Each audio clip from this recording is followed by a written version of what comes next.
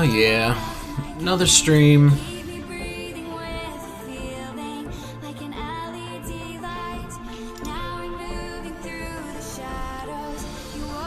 Oh yeah.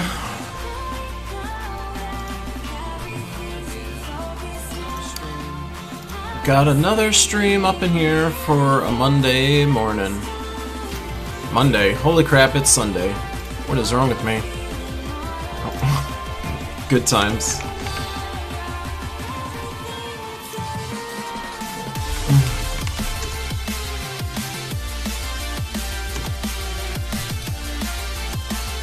Oh my god. Well, hello everybody. Happy Monday. What's up, guys? Look at you all, Johnny on the spot. I love it. Yeah, I'm just gonna be beating the crap out of some gnomes, and that's gonna be a thing.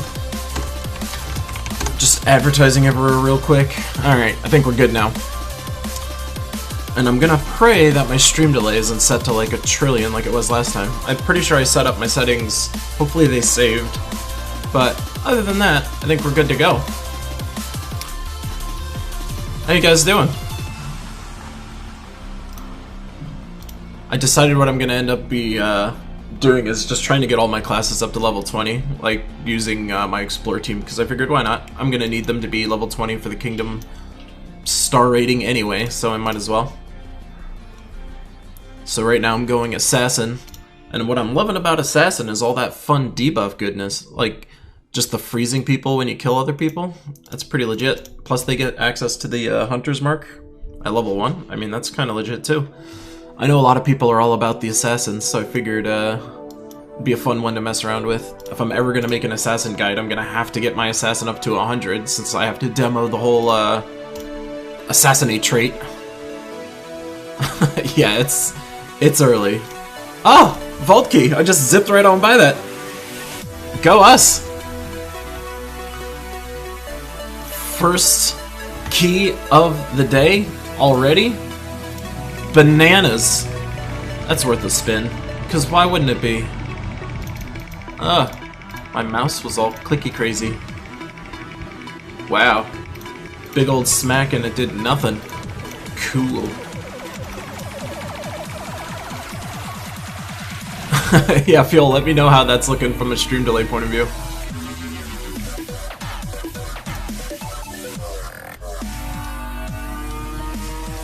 If it's as bad as it was last time, I could potentially remake the stream so it's not so crazy.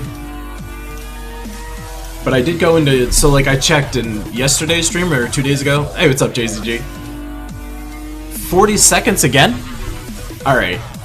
So maybe what I should do here is tear it down and remake it. I don't know why YouTube keeps doing this though. Actually, I wonder if I can adjust this while I'm live. Let me see if I can do that. Because I notice it's defaulting to normal latency when in reality what you want to be doing is streaming it at ultra low latency. But let me see if I can tweak it while I'm live. I don't know if that's a thing. Let me see if I can do this. Let me see if I can do this. Try to keep the stream entertaining while I tweak settings.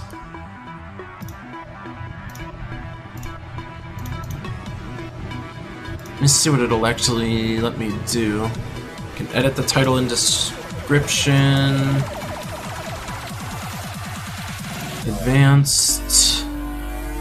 It's not gonna let me. Not gonna let me do it. Yeah, it doesn't let me adjust the settings. So it's kind of like, I don't know. Do I restart the stream? Like, it seems like Mob Crush doesn't like me right now. What's up, Elements? There, how's it going, man? Alright. I don't know, maybe we'll let it ride a little bit. That stream delay is rough. Yeah, live experimenting's a great idea. Nothing makes for more entertainment than watching that thing go. Yeah, I guess you're alright that I should be putting the firearm like there. I mean, I don't care about the Imperial Jewel so much, but I don't know. Learning that that thing is Sapping up mana, that like ruined my life. It's just one of those weird little quirks that I should have noticed, honestly, like before I was before I had to be told that I'm stupid. Like, you think I would have just known that? But apparently I did not. I mean, a bit of delay is okay, but like, we kind of solved this problem already, which is probably why I'm more frustrated than I should be. It's just because, like, we've already gone through this heartache of figuring out what this was, and I know exactly what setting it is, but when I initiate a stream from the Streamlabs OBS, it doesn't seem like it wants to pick the settings that I've preset on YouTube, and there's no option within Streamlabs OBS that I can find that will let me set it to be the ultra low latency by default. So that's not fun. That's not a good time.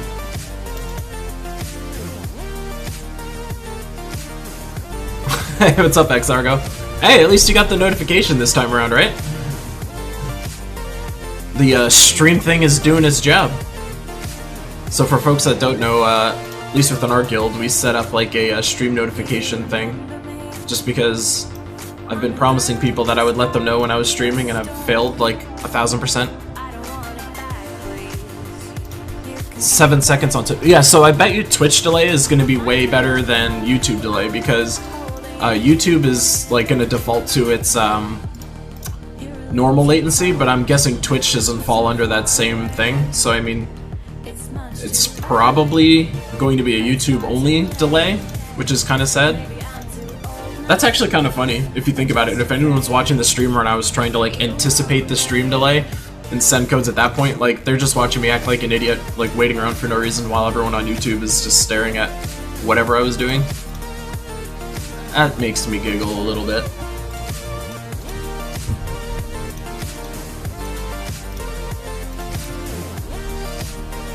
I'm so pumped. So many viewers out of nowhere. Like, I mean, it's not a trillion viewers or something, but I'm always kind of shocked that, like, on a Sunday morning anybody's here. Like, I kind of assumed nobody would be here. And lo and behold, here you all are, you wonderful, wonderful human beings. Gotta actually watch that wheel. Oh, the early bird gets the worm, am I right, man? Oh, yeah. Bap. And this is where I have to, like, wait a little bit if the stream delay is like 40 seconds.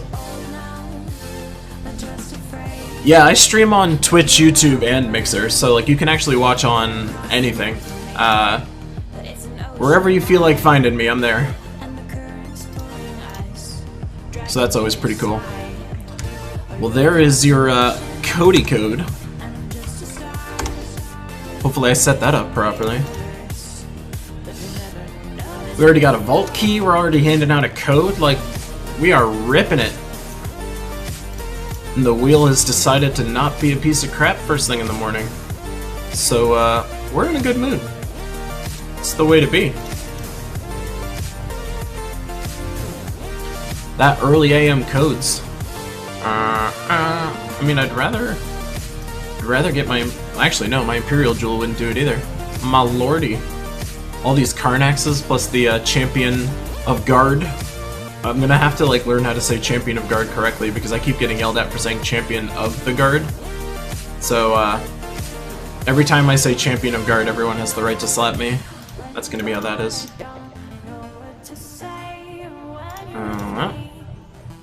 We slowly hurt him. Alright, that's plenty. Bap. No problem, Phil. Oh, let me make sure to delete the code off my redeem code list. Gotta get better at that.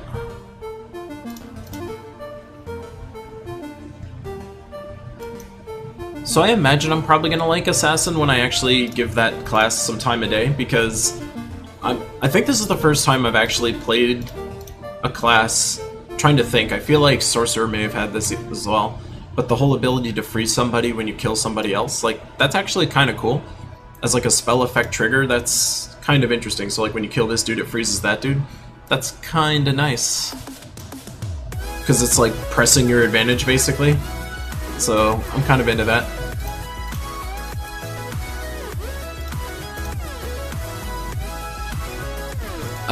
It's probably that.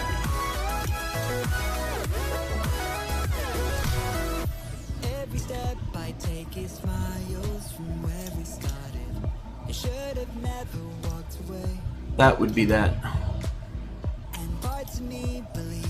Oh, neato. Extra turns, why not? Look at the viewers go for a Sunday AM. It's like Sunday morning, my best stream? I don't understand. I would not have anticipated Sunday morning to be like the hot time to get some streams in.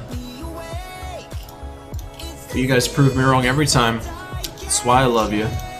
What a great group of folks. I think my Death Knight's close to 20 actually.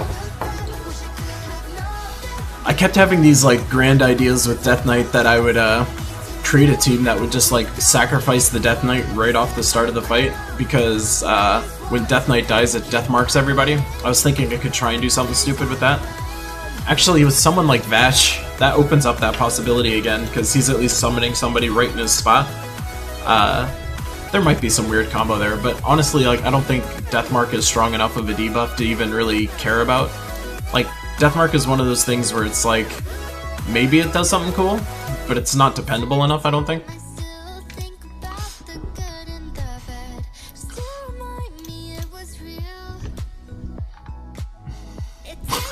I mean, yeah, I guess we're all off work, and it's afternoon over there. Maybe this is like when I get all my overseas watchers over here, which would make more sense, I think. I have to stop being so self-centered and imagine everyone's on the East Coast in the US. It's just not that way. It's not reality.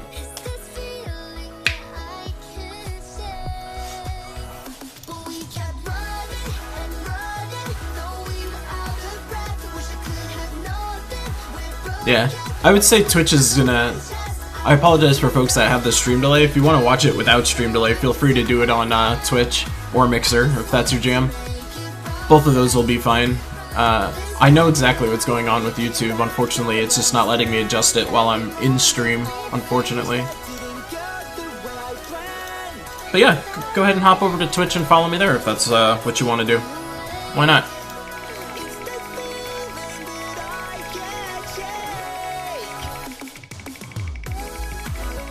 Yeah, I mean, that team is definitely another solid one. It's kind of just like, this team I feel like just has so many options to kill. Like, I made my girlfriend some kind of, like, hacked up explore team, because she only had one firebomb, so I ended up doing it with, like, I think Astral Spirit of all things, just because I just needed her to get some other kind of damage with some kind of, like, loop potential. So, I mean, it basically does the same thing, but without the Miraji Queen, she's getting the Sunbird without the 50% mana start, so it's not nearly as effective. But I mean, honestly, like, you can just put together any team that can get mana very quickly and has some kind of, like, decent AoE in it, and you'll be fine. I mean, they don't take much damage. It's just that these teams are like instant casts, so I mean the reason I put together that team for her was because it's like Astral Spirit will just cast right away, so if you're just trying to get some kind of damage on there quickly, it'll kind of do its thing. I also love how I'm like matching mana gems when I should just be blowing up firebombs. I don't know what it is. I actually like, I've noticed, and I think I've said it a bunch, but like when I'm streaming I always end up playing What is going on with the codes this morning? You people are bananas. The stream is bananas. You guys are gonna get like 3 codes straight off the bat, and then you'll just be stuck listening to me forever? Like, what is this madness?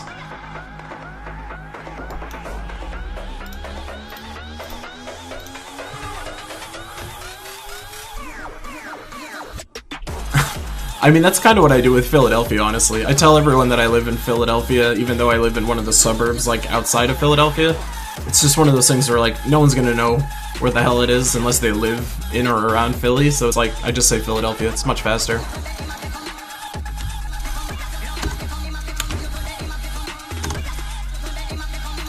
There's another code for you fine folks. That's bananas. We're like 10 minutes into the stream and we're already like handing them out like candy. I think the wheel heard all of our incessant complaining and it decided to fix itself. madness. At least our Death Knight's almost up to level 20, so then we can move on to the next one.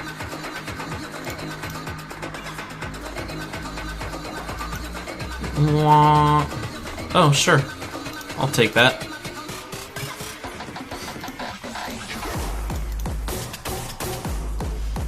Yeah, people on Twitch were lighting up. If you guys click follow on Twitch, you'll get to see my fun little green man animation too. Which is clearly worth it. Hey, morning, Corn. What's up, Croydon? Yeah, the wheel's being generous as heck. I don't understand. It just like reminds me of that stream where we were spinning the wheel 1,000 times and got nothing for literally over an hour. And then on this stream, we just pull that little chucker twice and it's like, yeah, sure, have some codes. The wheel giveth and it taketh away. Yeah, I'm gonna get my stream banned because we're promoting gambling. That's gonna... I'll have to display on my channel somewhere like, the odds of getting a key are 1 in 7. Just so I don't get put away. It's fine. I just appreciate that you're here watching, that's all that matters. Oh man. Yeah, I think Sunday mornings is gonna have to be like a regularly scheduled stream. I'm like, I don't know what it is, I consistently get more of you to watch on this time of day. I think we all wake up on a Sunday morning and we're just like, I just don't feel like doing anything. Or this is the time to grind it up. I was grinding last night and I got like maybe 3 more vault keys, I think. But I'm not the cool guy that can sit here and save them forever. I end up just spending them right away because I'm me. And I think if you guys have watched me a little bit, you probably know that I'm a very impatient person. So yeah, I just spend them as I get them kind of thing.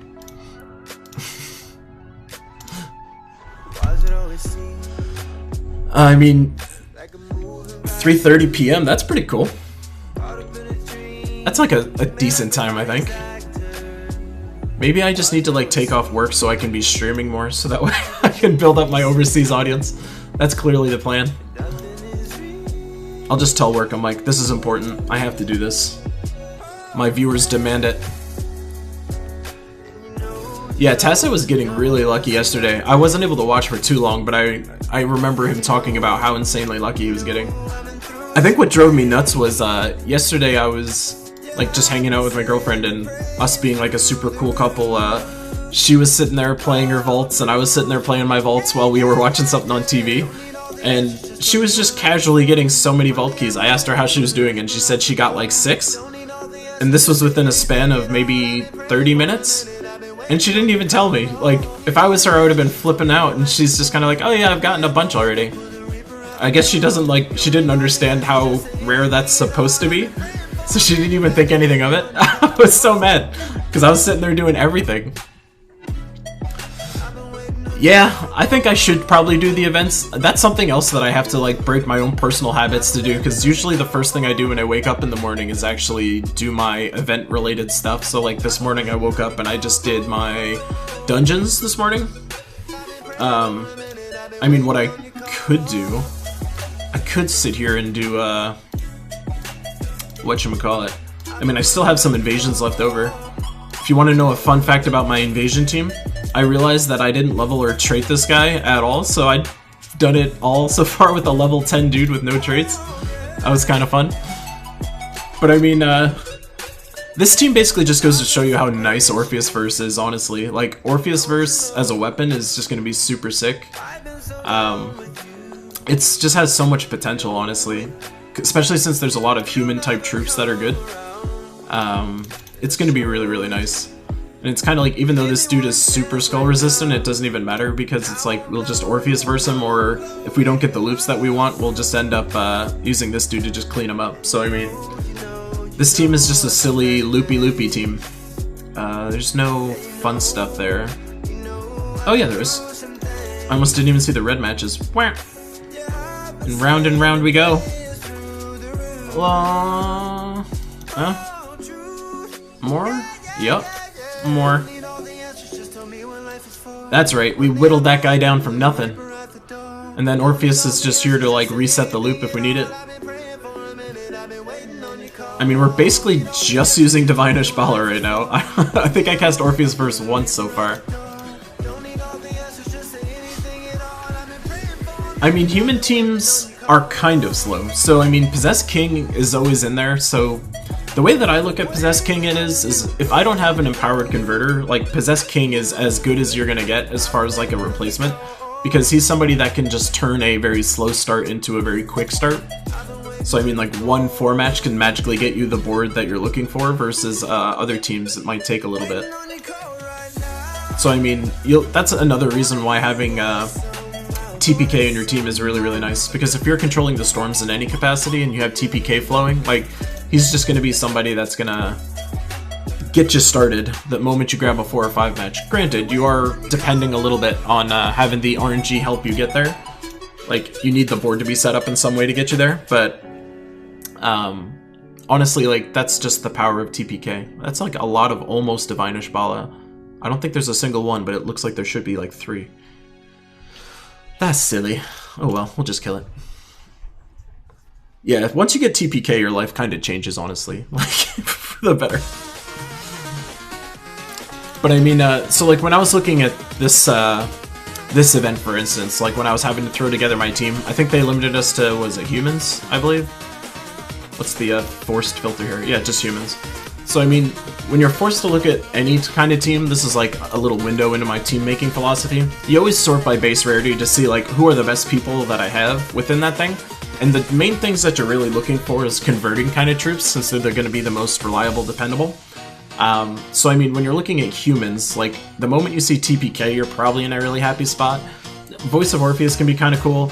So like, since it's an event, people like these two are not really going to be effective, because obviously his spell effect does nothing, and him getting beefier doesn't like really do much. Like, you could do something with him, but honestly it's not that great. So it's like, who's the looping people or who's the scaling people? Like, Queen Jezebel can scale, obviously, because she can like scale attack up and nuke it. So if you're running Mang with Queen Jezebel, she's just going to take all that meaty attack that you got and just like hit someone with it. So like, there's a viable option there. But the reason I wouldn't like something like this is because you always have to give up your turn when you cast Queen Jezebel, so it's almost like you do a lot of damage, but you also gave up your turn, which just like opens the door for you to take a lot back. Granted, like, you do the same thing with Mang, so that's kind of the reason I don't like that kind of a setup. This kind of a setup is a lot less damage intensive, but it's a lot more loop heavy, so like, I'm pretty much never going to give up my turn when I'm doing this team. Like, it kind of just feels silly when I'm playing this team, honestly. It's just me doing a bunch of random stuff and it just like works. So that's kind of how I like to do my team building. Lots of looping. So like, when I'm in this situation, it's kind of like, I got a looper here, I've got a looper here, and this is my reset. But then I also have the Light Storm going, and then whenever you cast this guy, you also get a Light Storm. So it's kind of like, you know, I can just keep going and going and going and going and going. That's my team making philosophy. I mean, I've noticed that I could be doing things like trying to set up some like uber nuking kind of thing, but honestly it's kind of you don't really need to. Like, I could scale this forever because the team just loops so effectively, so it's not that big of a deal. This team, or this song's kind of epic.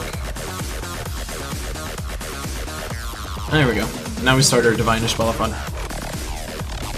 Yeah, gold damage is always kind of, you know, because gold damage peaks at some point, so that's going to be your problem always if you're trying to depend on like a gold damage specific kind of lineup, is that they have a ceiling. Like, they're never going to get higher than something else if the damage is based on gold. So that's kind of your the downfall with that kind of a thing.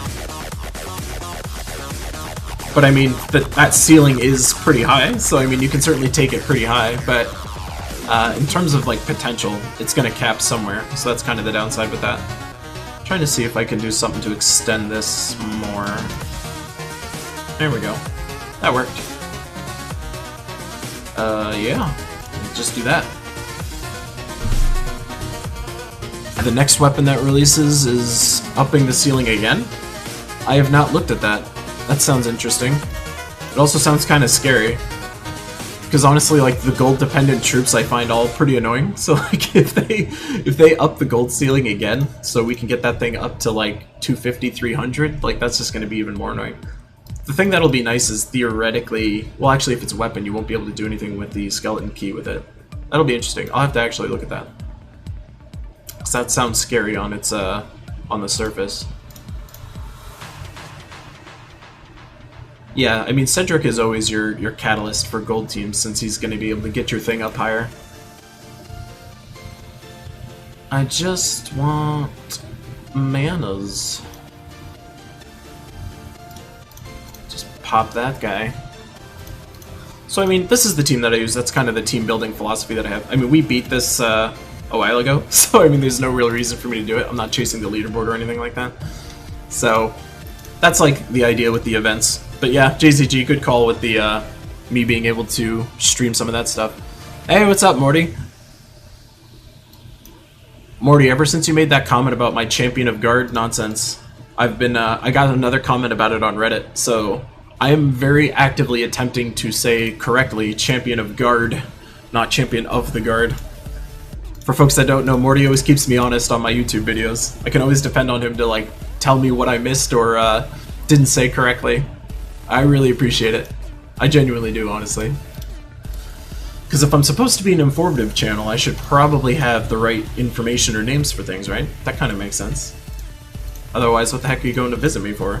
Just my delicious voice and charming personality? Nope.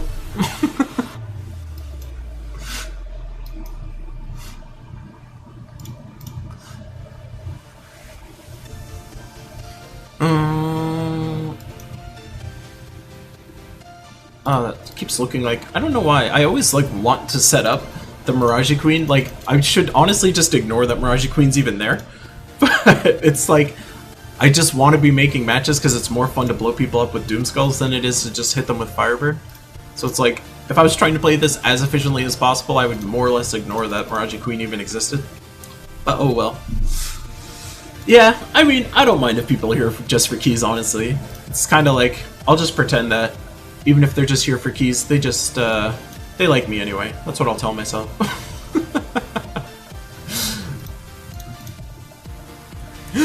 Don't worry about it, man. I honestly do not mind. It's kind of funny, actually, watching the reactions to that night class guide. So, you know, it was kind of me doing something a little outside the box. I made it a little more funny and, like, a little less emphasis on being exhaustive with information. I mean, there's still all the info you would need in there to know that the night class is terrible, but I admittedly, you know, skimmed a little bit in comparison to some of my other guides, because I wanted to beat home the fact that the Knight's just not very good, and then really just kind of highlight why, and end it there, versus, like, just really talking through it, because, you know, the Knight's kind of in a sad state of affairs. The one thing that I didn't show that I could have also shown is the Edgeblade is another thing. So Edgeblade is doing it based on Leonis Empire troops, which the Knight would be. So like theoretically that's another option as far as how you can somehow use the Knight to do something else, but it's just essentially another mixed weapon. But you're more or less still like focused on just the Knight type troops. So it's kinda, you know, it's not really that much better. So I really hope that they do something with the Knight class to make it better.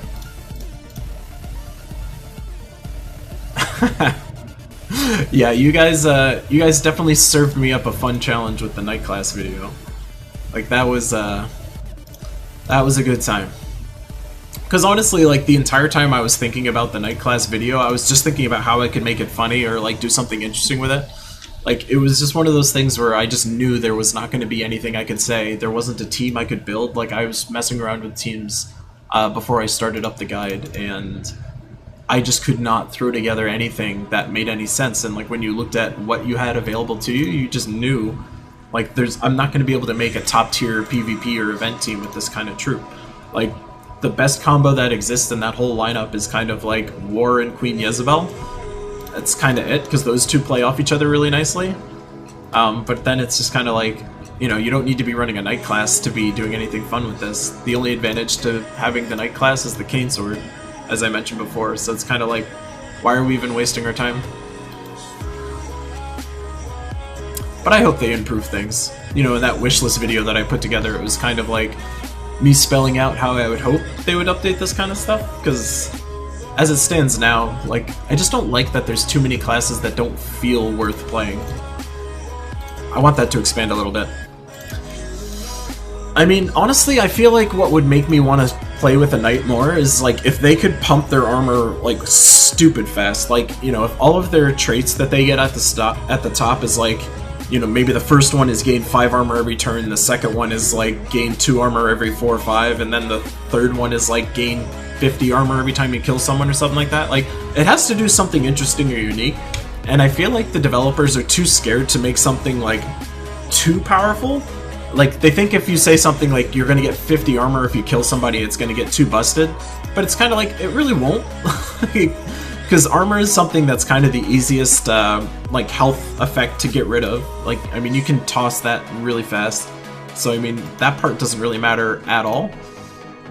I think, and it would just enable you to do some other, like, fun armor-oriented stuff. Like, if you're running Tesla, or if you're running, like, a Shield of Ursaka, like, or Rowan even, like, it would allow you to do some more interesting, cool stuff, and, like, suddenly that class is a class you want to look at. Like, to me, that's the stuff that would make things so much more awesome and exciting. Because as it stands today, like, the moment you look at this and you see, like, well, none of that's good, you're basically just rolling the dice on and if these trees are any good together. And, like, more often than not, like, there's not really a lot there. Like, you're looking for the Arcane tree, you're looking for the Storms tree, you're looking for the Stone tree, and hopefully you get, like, 2 or more of those, and then you're looking pretty good. So, I mean, that's kind of the sad thing. I feel like I should level up my Plague Lord. I know a lot of people swear by the Plague Lord. I don't know if I swear by it, but they definitely like it. Yeah, I mean, my wishlist video, I get, like, super into it as far as what I think they should be changing.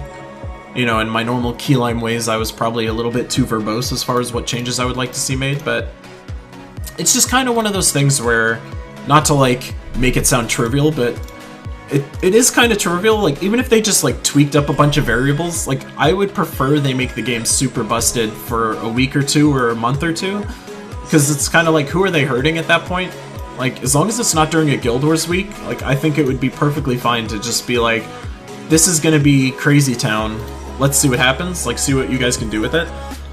Because to me, the ideal state of the game is, like, you see somebody running a Death Knight and that makes you care. Like, you suddenly will pay attention, like, oh no, it's a Death Knight, I have to worry about, As it stands today, it's like, if you see someone running a Death Knight, you're just kind of like, okay, like, what am I supposed to care about this? Like, what am I supposed to worry about here? Yeah, exactly, Morty, I agree. Like, armor is something that you can just, like, straight remove. I mean, like, Megavore exists, Rope Dart exists, like, the Trickster Shot and the, Earth's Fury weapons exist. Like, there's a bunch of ways that you can just, like, strip armor off completely. It's also kind of one of those things that's making Tina not so busted, because if Tina was pumping life in the same way that she's pumping armor, like, it would be too stupid. Yeah, and I agree. It's one of those things where, see, I don't think it would hurt sales though, honestly, because if I had to guess, and I'm guessing, but I would imagine the people that are spending money on this game are in 2 groups. Like, one group is the newbie group, and the other group is the vet group. And, like, people that are in the middle probably don't care enough about the game to really be investing that much, but, like, people that have been playing this game for, like, 2 years, 3 years, like, active on the forums, like, have very active guilds, those people are probably still willing to pitch in money. They just need a good reason to, and they've created this economy problem where you kind of have so many resources once you hit the end game that you have nothing to really dump them into. But if people had a reason to level every single class up to 100, like for every class event at a minimum, that would be like another resource sink. So I mean, there's motivation for them to try and make every other class compelling, because it creates new opportunities for us to spend resources in other areas. Like, I think it's to everybody's benefit. I mean, the best part about Tina, I think, that I don't take advantage of enough, is that she hits like a freaking maniac. If, like, your hero dies up top and then it's just Tina, like's turn to do some stuff, she is just wild with the damage on skulls. It's so fun.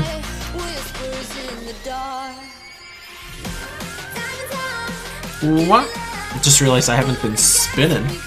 I think I got scared because we got so many right away.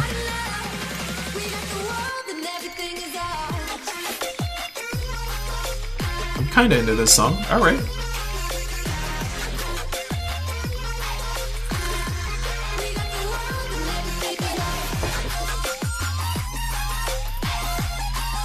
No code there. I don't know who sings this song, but it sounds like that girl group who sings this. Not who I thought it was. It sounded like, God, I wish I could remember their name.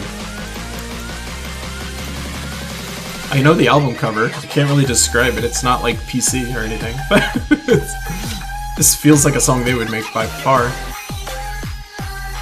I mean, I kind of just want to blow Queen, Mirage Queen anyway. Kind of want to do it. Yeah, Pegboard Nerds are some of my favorite, honestly. Like, I found them before I realized that they were really signed with Monster Cat. Their song, Emoji, is probably, like, one of my favorites. I think it's actually in here as, like, a song I can play. Let me see if that's a thing. Emoji. Yeah, it's in there. Bop! This is not the emoji I know. What the heck is that? There's the emoji I know. No, it wasn't Destiny's Child, but it was kind of like them. They do this song that's like, oh my god. It's, I don't know, it's like a female empowerment, like, party song. On the cover, it's like the two of them, they're both, like, kinda naked, but, like, one of them's holding the other one, and the other one's got her arms up. I know them. If I opened up my iTunes, I could find them real quick, but I immediately don't know the name of them. But yeah, it's a group kinda like that. But this was the song that got me super into the Pegboard Nerds. Like, I like some of their stuff beforehand, but, I mean, this was the song that really set it over for me. Because, like, the drop on this thing, if you want to call it that, is, like, super nice, this part. Oh, I gotta turn it up. I love this part.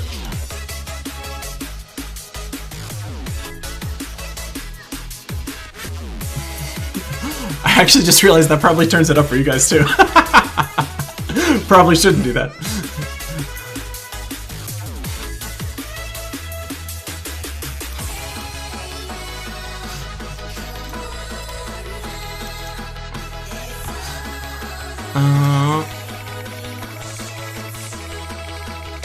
I don't know if I've heard Swamp Thing. It doesn't like ring a bell at least.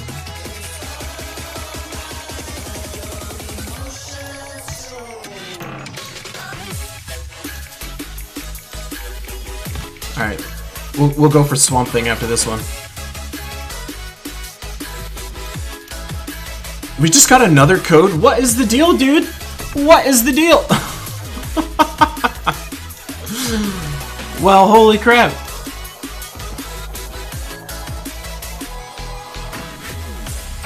I mean, that's a pretty cool description. When you describe it that way, I'm almost like picturing a Cotton Eye Joe with like some kind of really good, actual good music as part of it. I don't know, that just piques my curiosity more, honestly.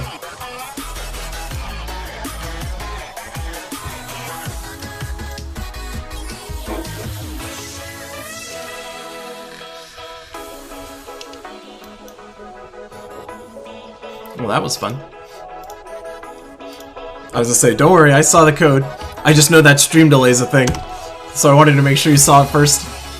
Because it's no fun if you just see me dump a code out of nowhere. Die. Yeah.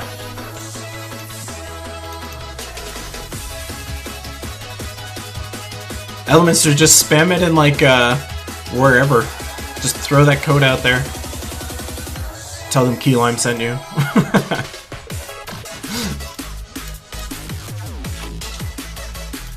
I don't know, whenever I hear this song, it's like you can't help but like get into it. It's just so good.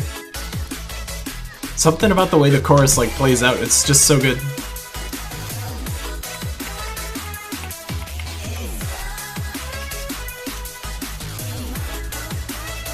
Now I can get my Monster Cat player back onto its regular list.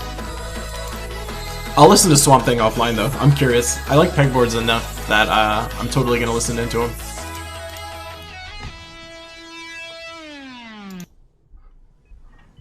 I wish the I think Crab Rave is actually one of the songs that's in here. That song is like probably one of the most addictive dumb songs ever.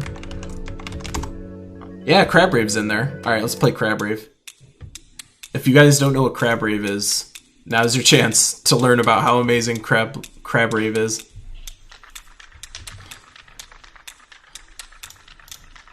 Salty made a dry hump code? What the heck? She's losing her mind. We're all getting into the Crab Rave mode. I almost feel like you have to be playing the video for this to like make a lot of sense. Another key. Oh yeah. Crab Raving it with the keys.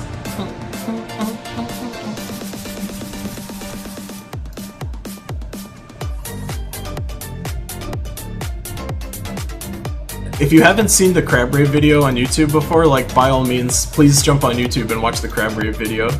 It's just literally a bunch of CG crabs, like, partying it up on a beach. It's kind of like become a meme at this point. It's a good time. The first time I saw it, I was just dying. The crabs are so happy.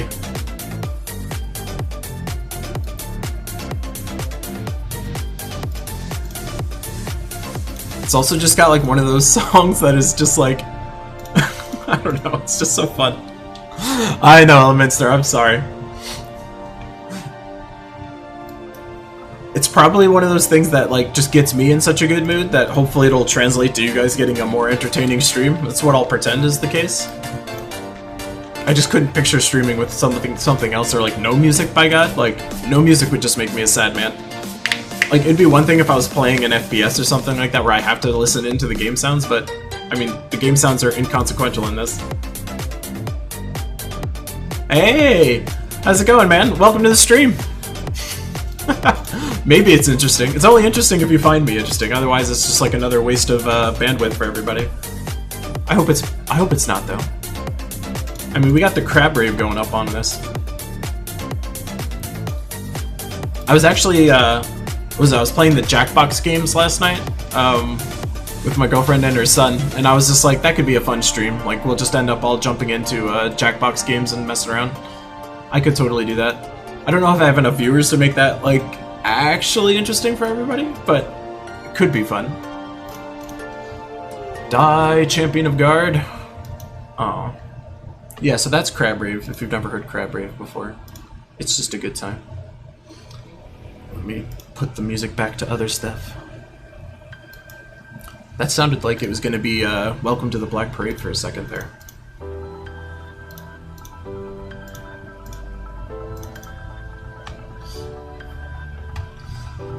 I'm so afraid to hit the wheel again. It's too wild right now.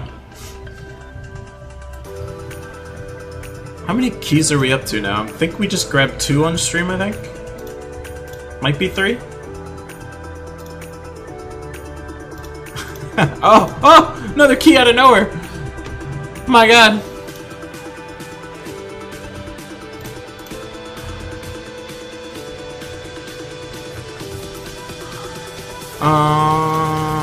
Bird it. Stupid champion. Dirty, dirty champion. Good enough. Pat. What's up, George? Yeah, Champion of Guard is just super dumb in Explore. He just slows you down so much. Like the, what was it, yesterday or the day before I was doing Dragon's Peak, and I was getting Champion of Guard probably, like, I don't want to say every other fight, but it felt that way. Like, it was way more often than not, which was kind of crazy. There's no need for that kind of nonsense. We just want to be farming, you know? We don't want to be sitting here getting slowed down by these big, meaty Warcraft Knight guys. Like, that's no fun. Who wants that? Not I. I do love that he does just look like a straight rip of like a Warcraft Knight. Like, it is just spot on the Warcraft Knight.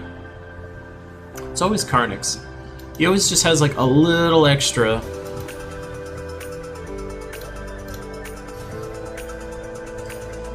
I mean, I think the problem with those troops is like there's no other offensive spell effect is going on, which kind of makes them like less fun to use. Like that's kind of the unfortunate thing.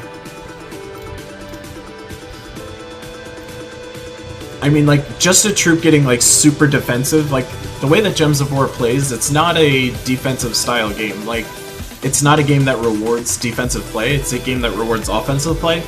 So those troops have to have so much mana generation that it's like, I would much prefer he doesn't loop into himself and he creates mana that he's not using, but a lot more of it. So, like, instead of being a mix of, like, 11 and 11, it would be a mix of, like, I don't even know, like, 14 and 14. So that way it's like, give me a reason to want to put that guy in my lineup. Like, his mana generation is so strong that if you can fill him, he'll really fill everyone up below him and get tankier. Like, to me that's a much more compelling troop than a guy who just kinda loops into himself and gets harder to kill. It's just like, you know, whatever. Yeah, he does kinda look like Reinhardt actually. He's got the meatiness to him, that's for sure.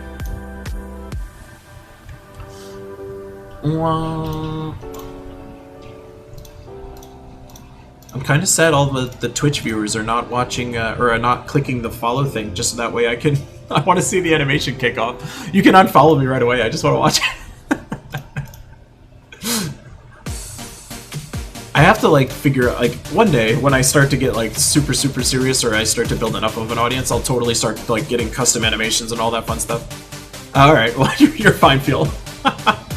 If you followed me and it didn't display a notification, actually, that would make me sad, because that's supposed to be doing stuff. Yeah, they're supposed to. But if you didn't and it didn't work, then maybe that's busted now too. I gotta mess with all my settings. I mean, the one thing that'll always work is the overlay will be there, I'll be there, the game will be there. Oh, there it is. Yeah! Got the dancing guy. The twerking little dude. This song sounds intense.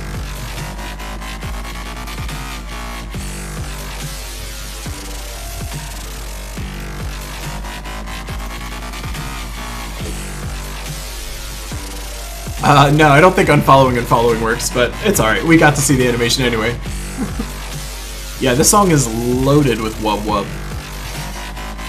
My god. I feel like this is where I need to throw my non-dub fan base a bone and turn it off, because it's like, that's just too aggressive for people that aren't fans of these genre in any capacity. I have to be a generous person in that regard.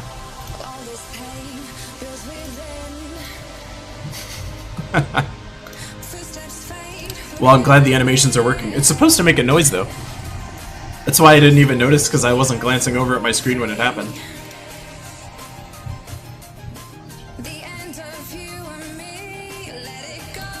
Is that gonna kill? Yeah, it will. Oh yeah.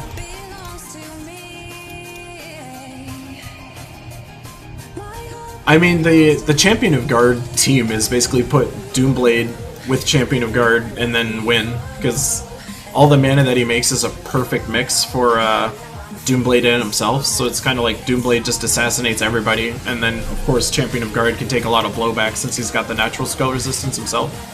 So I mean, it works. It's just not my favorite. Alright, let's blow up some gnomes. I'm not a hoarder. I want to get some rewards. This song's kinda cool.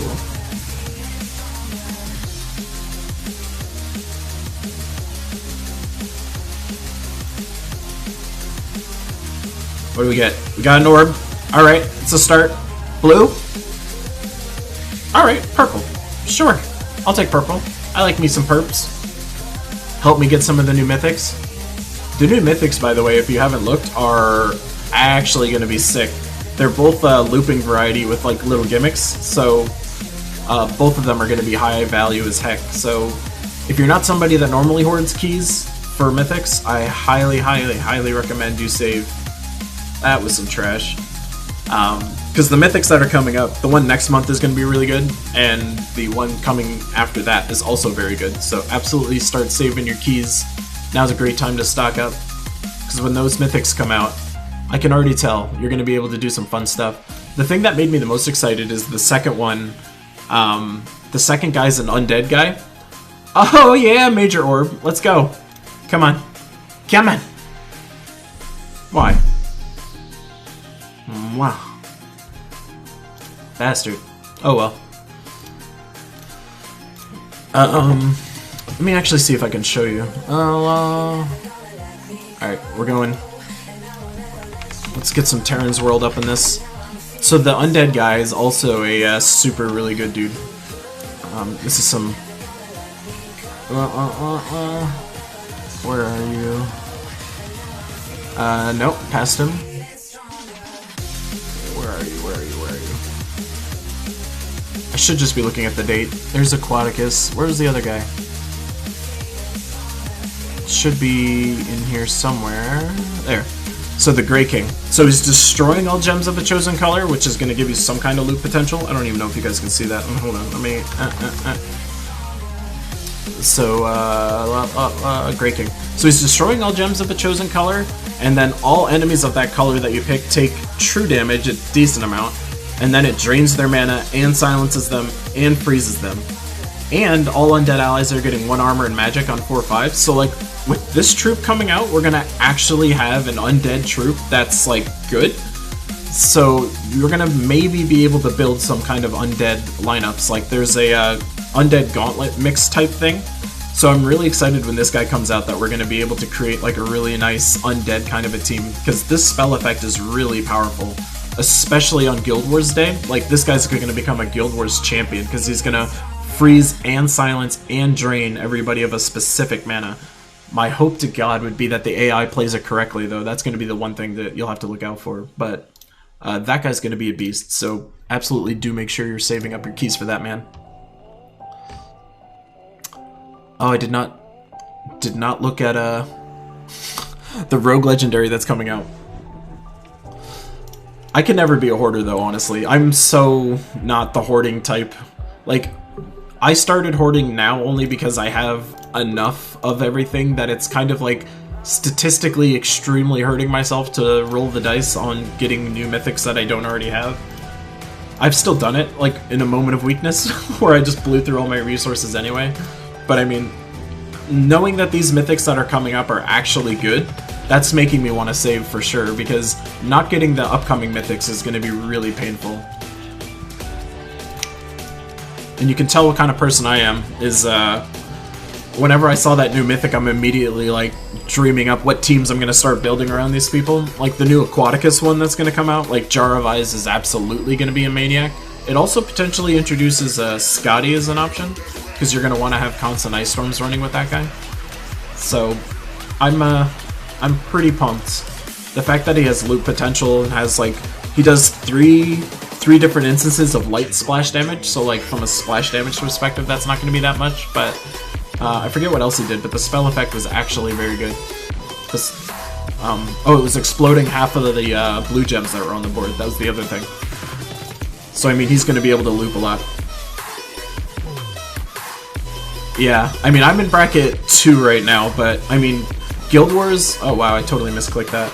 Guild Wars for me right now is really rough. Like, I've been our guild's Paragon before. I've been, like, in the top ranks in Guild Wars before. But lately it's getting really, really hard, because board RNG is becoming more and more of a real thing that you have to worry about.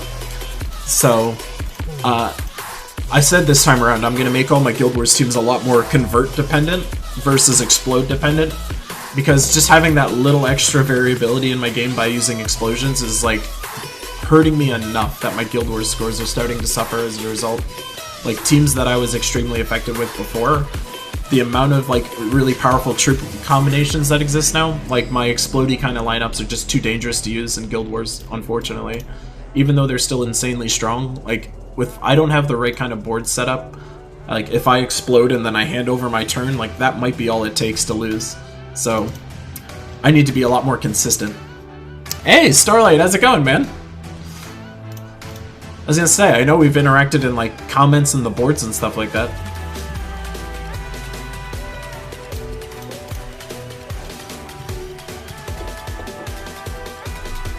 Alright, you guys are making me very excited to figure out... I have to look at what this thing is you're talking about. What is this weapon we're getting? pistols. Deal to 2 random enemies boosted by gold.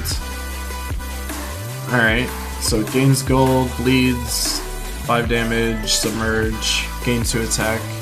Okay, so like, the weapon... I mean... The boost on it is... Oh, okay, it's a 1-to-1 boost ratio. So it's just gonna blam 2 people. So like, if you've used Bonnie Rose before, this gun is basically Bonnie Rose just going like blap blap to 2 random people. That's kind of crazy. And then you guys mentioned, was it? You said we're gonna be getting a new... So what were you guys talking about? We're getting, gold bonuses going up again. Because I'm not seeing any of that. It doesn't look like the class is doing any of that, so I'm not sure what you guys are talking about, unless there's a new troop that you were saying that does this. You mentioned a rogue legendary. Is that what's going to be going on? Birch, please. I see that. Let's see what kind of rogue we're talking about. That's a legendary. That's ultra rare. That's a legendary. King of Thieves. Deal gain to 3 all, boosted by skulls. 10 gold, 4 gold when matching. I mean, this guy's okay. I don't know if I love this guy, but he's okay. Oh, it's your gold and the enemy gold? Was that the pistols? Did I miss that?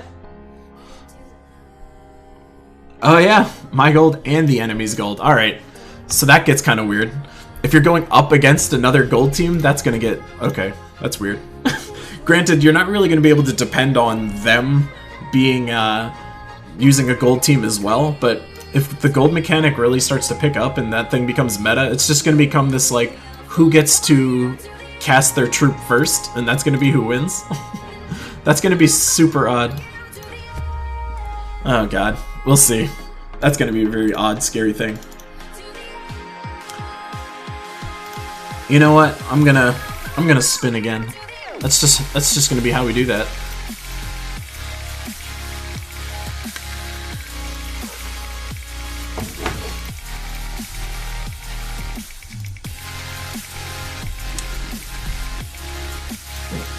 Yeah, that's gonna be a very interesting weapon to mess around with, honestly. The fact that it hits 2 people. What is going on? I'm gonna get in trouble for this stream. Technically, I haven't been told I can't do this yet, but oh my god. Where? I gotta scroll up to make sure I don't hand you one that I already gave you.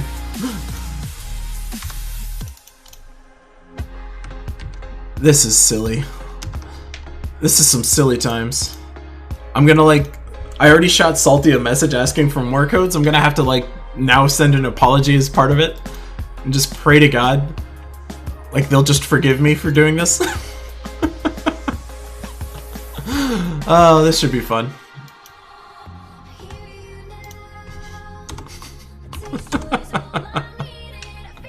I don't even know anymore, man. I don't even know. I mean, they don't limit me. Hey, Outlander, thanks for joining the crew.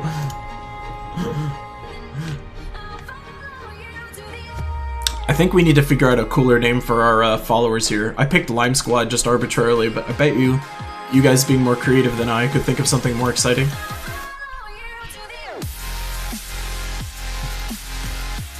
Damn, I actually like this song. I gotta remember to add this one.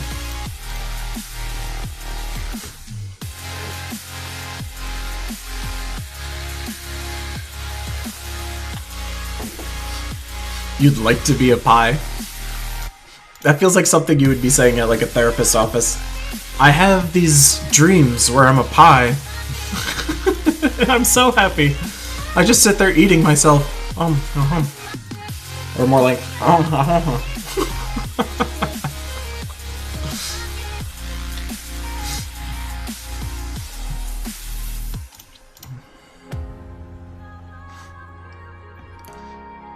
You're right though, I should probably be building off the pie aspect of my name versus the lime part. Pies just have a lot more fun things to go on.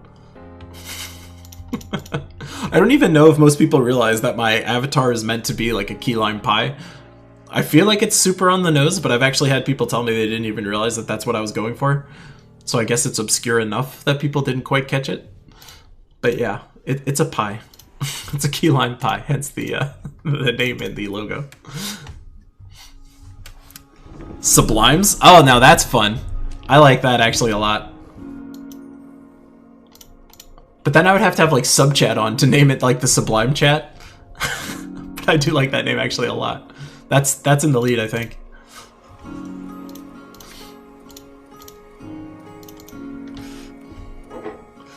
Oh my god. I'm like somewhat scared to have this conversation with Salty. I mean, she hands out a bunch of codes, right? So like, why can't I?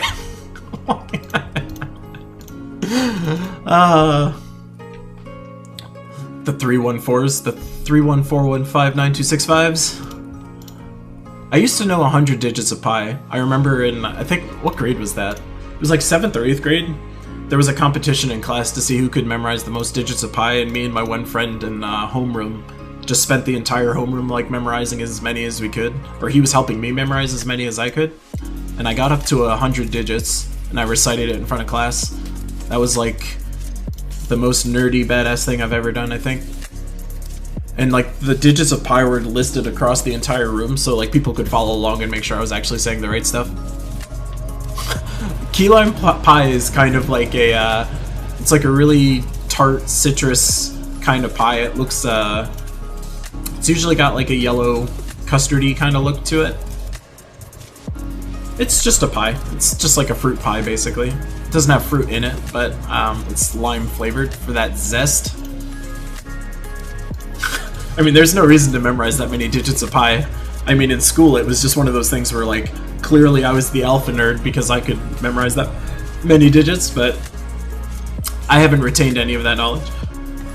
I just go 3.4159265. I just remember that part very readily. I know there's like an 8979 very close by to that part. But yeah, I've like lost the whole thing at this point.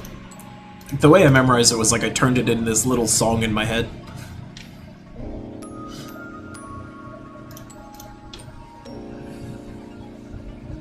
I don't know, it's actually kind of really cool when you watch those videos of people that have like insane memories, like the tricks that they do. I really want to try this this trick that I read about where they're talking about you build like a house in your head and you give this house like 1 trillion rooms with like elaborate furniture and stuff in it. And when you want to remember something, you like create an object in your memory that you place in a piece of furniture in the house. So it's kind of like you remember in the desk drawer in the office is the word Smith or something like that. And that's like a way that people can memorize like gigantic amounts of information quickly. I haven't like fully appreciated how it works, but I mean, there's like demos of people going on talk shows and just, you know, doing crazy stuff. It's called Mind Mansion. Yeah, I want to mess around with that because I just think my memory is honestly garbage. Like, ask my girlfriend. This morning I did not remember when her birthday was or when our anniversary was. Like, I definitely was not a good look for me this morning. I'm so bad at that stuff. If I don't put it on my phone, it doesn't exist. Mind Palace. Alright. That's also a cool name. Memory Mansion, Mind Palace. They're all cool names, so who cares? I mean, just to... like, it'll sound impressive to people just because you're saying, like, oh yeah, I have an awesome memory because of my Mind Palace. Or my Memory Mansion. People will just be like, what the...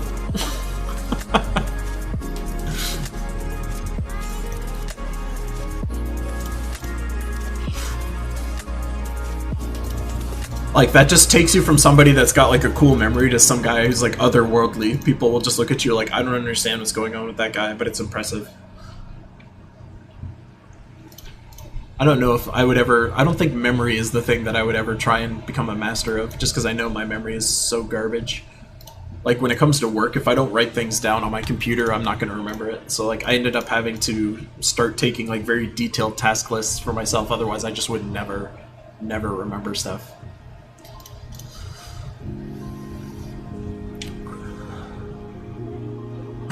Yeah, useless movie. Actually, so my memory when it comes to like imagery is actually very good. I don't know if that implies I have a photographic memory or not, but whenever I see somebody in a movie, I'll immediately remember if I've seen them in another movie. I won't necessarily know what the movie was, but I'll be able to like articulate, you know, they were doing this kind of a thing, it was that kind of a movie, they did this kind of stuff. Like, I'm actually really good at like pinpointing visual stuff like that. I'm definitely a visual person. Like, when it comes to work, I'll remember somebody's face like 100% of the time, but I will remember their name like probably 5% of the time, unless I interact with them a ton. So, you know, that's a pro tip. If you ever see me in real life and I'm not calling you by your name, I probably have forgotten it.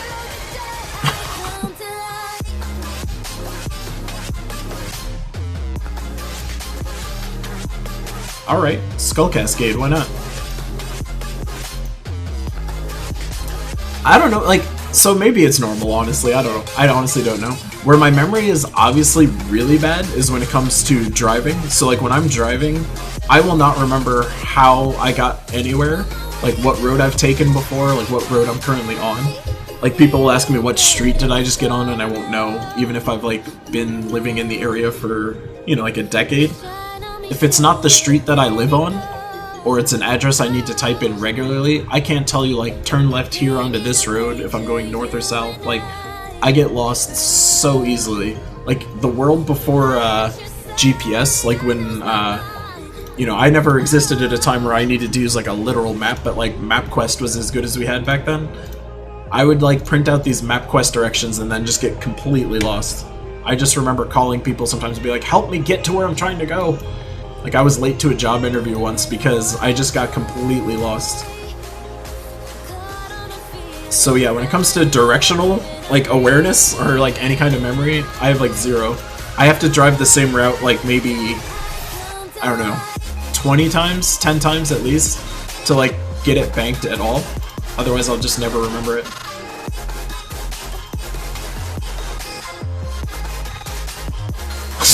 Yeah, I'm glad, like, directions wasn't part of a driving test. When it comes to, like, the, you know, the literal act of driving, that part I'm fine with, of course, but when it comes to, like, directions, if they said, like, drive to this location, which is located on, like, you know, Burning Street or something like that, I'd be like, I'm gone. Like, forget it. I'll never do that. I'll never be that guy. That's just not me. I'm so scared to spin this wheel. I'm still scared. This is gonna be the stream where I hand out like 80 codes. You'll find my corpse with like Salty standing over it with like a knife. Like, what have you done? You have abused this power we given you. I'm so scared now. Normally I'm so like jazzed to hand out codes to you guys, and now I'm just thinking about how in trouble I'm gonna get.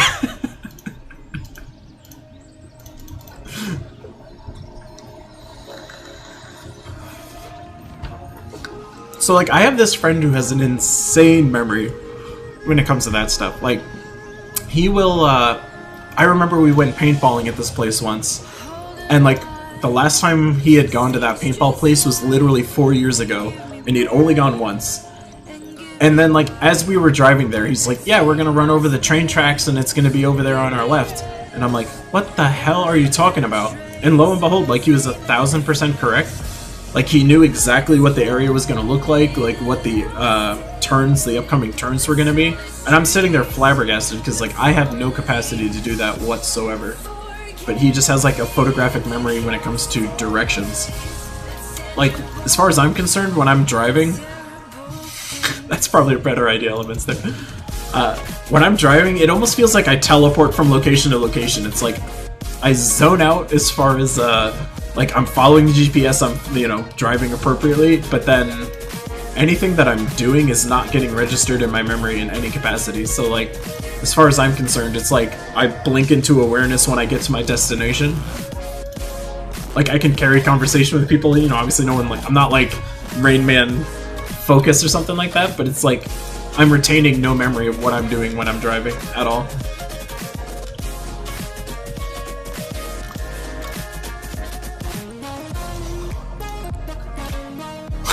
30 a month.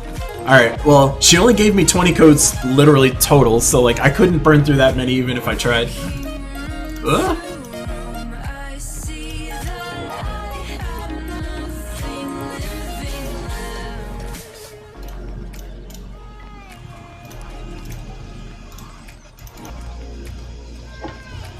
I'm kind of surprised I never thought to just level all my classes up to 20 anyway.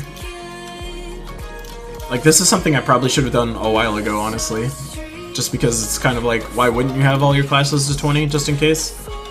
Because it's also really bad sometimes when someone says, hey, here's this awesome new Guild Wars team, and it requires a class that, like, you don't have leveled up in any capacity. Because it's like, even if you wanted to use it, you weren't going to be able to level it up that fast in time for Guild Wars. So it's kind of like, this will at least give me, like, a base layer. So if there's some crazy new thing that I need to be using, or I want to be using, I'll at least have the classes at some capacity. Granted, like, 20 is not even that much, but, like, I'm getting all these classes to 20 with very relative ease.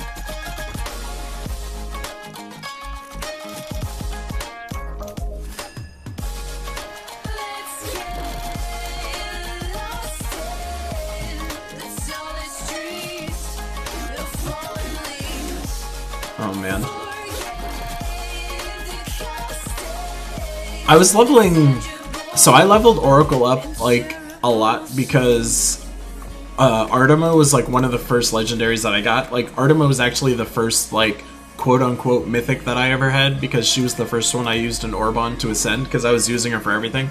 Like, I was using this Bard team that would basically use Queen... Oh, no, I had Queen Aurora at the time, so she wasn't the first literal mythic that I had. I think I got War first, and then I got a Queen Aurora second. But, I mean, I was just obsessed with, we already heard Emoji. What? I won't make us listen to Emoji. Ooh, I love this song, too. Hell yeah. Ooh, and a Vault Key. Uh-oh, here we go. So yeah, I got Artema up, and Oracle being a centaur as well, like, and Artema getting boosted by other centaurs. Basically, I was trying to see if I could make some kind of Oracle team. But Oracle is extremely uninspiring as a class, so that will also be a not as fun guide to make. I don't recall if they get anything great at all. I think they might get Light Tree, but I don't recall them having anything else of note, really. I think that was like the saddest realization that I had when I was playing, was that I was investing in Bard so much early because I was just like, +1 to all stats every turn is just so strong. It's the best thing ever.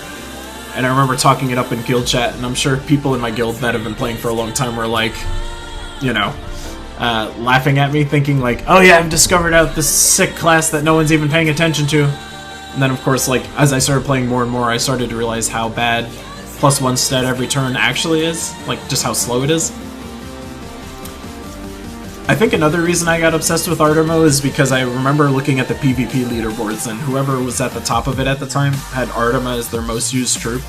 So I was like, alright, there must be some value to this, because this guy who's, like, top of the leaderboards is using Artema. So I was just like, yeah, this clearly must be an awesome combo somehow. So I don't even know what happened. I'm sure that guy's just been playing forever and, like, used Artema for a long time, to the point where, like, that was basically just ahead by so much that they could never pass it. I mean, I ended up having Possess King become my #1 maybe like a month or two ago, and it was only a matter of time, because I just use it for everything. Although if I keep playing with this team, it's gonna end up making, like, Firebomb my #1 or some nonsense like that.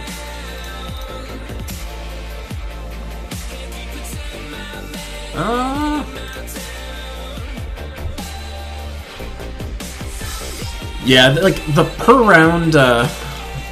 round stat bump thing is not good. Like, I hope they change the game. Like, I want an update to be where they make it where it's not every turn, it's per every, like, turn. Like, you know, when you get a 4-5 match, like, that extra turn counts for the spell effect.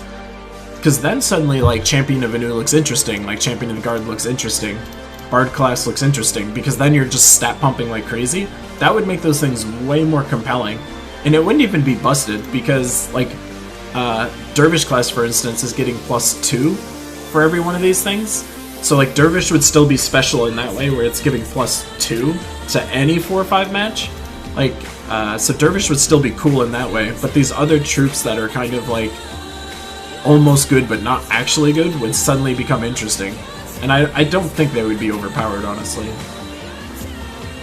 That's the kind of stuff I want to see.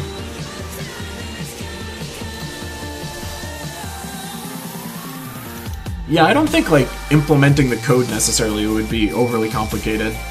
But again, like that's a huge pitfall of pretending to know how hard it is for them to make these kinds of adjustments. Like, who knows what other kinds of like dependencies they have as far as if they change this, then they have to change all these other mechanics that they've already built.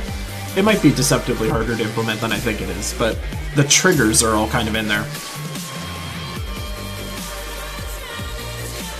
When you said per match for a second there, I thought you were talking about per game, and I was like, that would be terrible. Then I realized what you actually meant.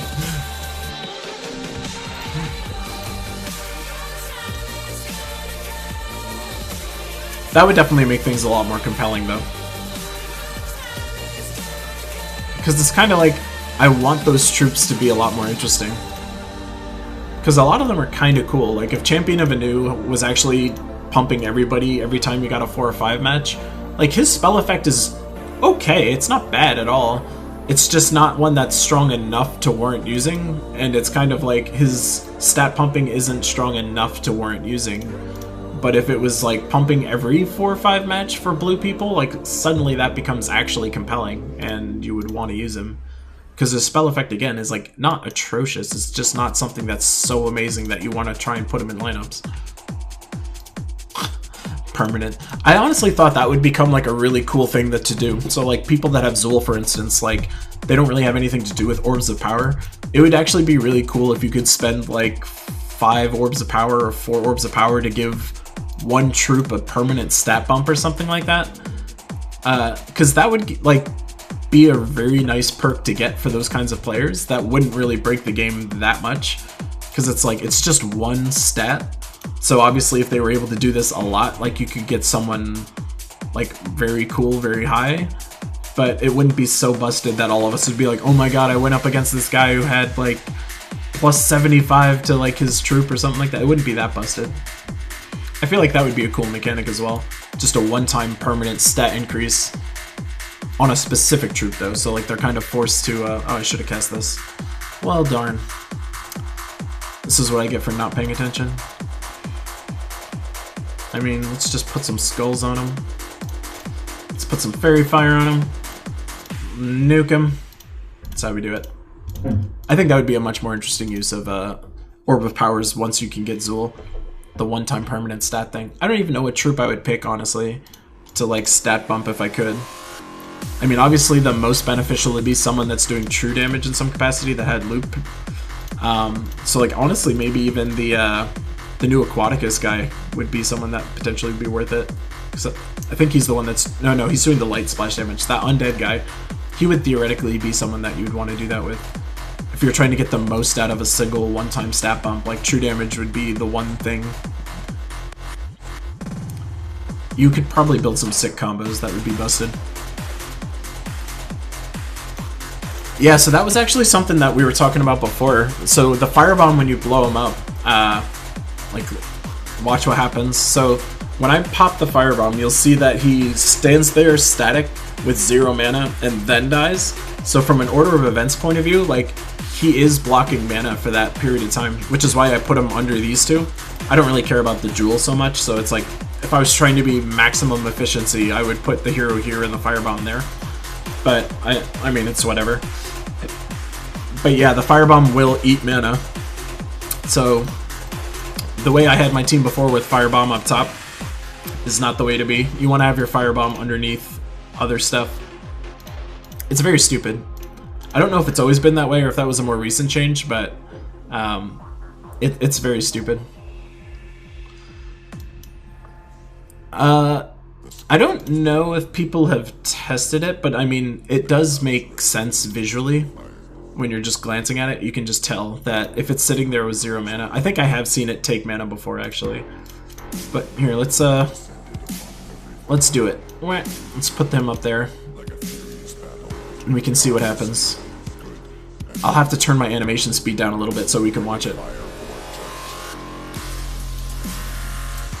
turn it down a lot just because I don't want to make this boring as heck. But so when I pop the firebomb, let's see if he actually gets anything. Yeah, so you see he took 3 mana first. So he took 3 mana and then he got 7 mana. Wait, that doesn't even... Oh, purples. Okay. I was about to say, I'm like, how would that even happen? So, yeah, confirmed. It's a thing. Oh god, the animation speed even being 3x feels so trash. Let's change that back. So yeah, that's a thing. It's very stupid, but 'tis a thing. Hey Chongi, what's up, man? Welcome to the Sunday morning stream. What? And then pop some peoples. Let's flip that back around. Alright. I feel like I'm gonna get yelled at for not being maximum efficiency, so I'll do that. Oh my god, that was the best tip that I ever got. That was the best tip I ever got from Guildies, was honestly the animation thing. Like, when I first tried to do my animation at even like 2x or 3x, I was so intimidated. I was like, I don't think I can follow what's actually happening. But it's not until you do something like this, where you're grinding something like limitlessly, that suddenly 4x makes a ton of sense. And then eventually you just kind of know what all the troops are, what they do, and you'll know what you have to pay attention to. So it's like, it becomes a non-issue very, very quickly. Like, I think I got my girlfriend using 4x, like, within, like, a week. I slowly ramped it over, like, a week or two myself. So, I mean, if you're not playing with your animation speed up, like, I strongly recommend you do something like that, because it is a death to not do it. It just feels so slow and terrible. Oh, holy crap, we have way more viewers right now than I thought we did. That view counter thing is not accurate, so I have to keep resetting it. Oh, hi everybody. Welcome to the stream.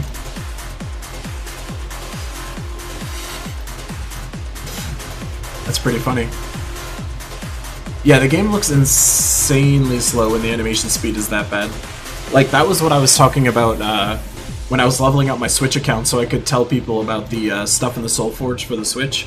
I had to level an account a lot, but that starting tutorial, you don't get access to the animation speed settings until way later.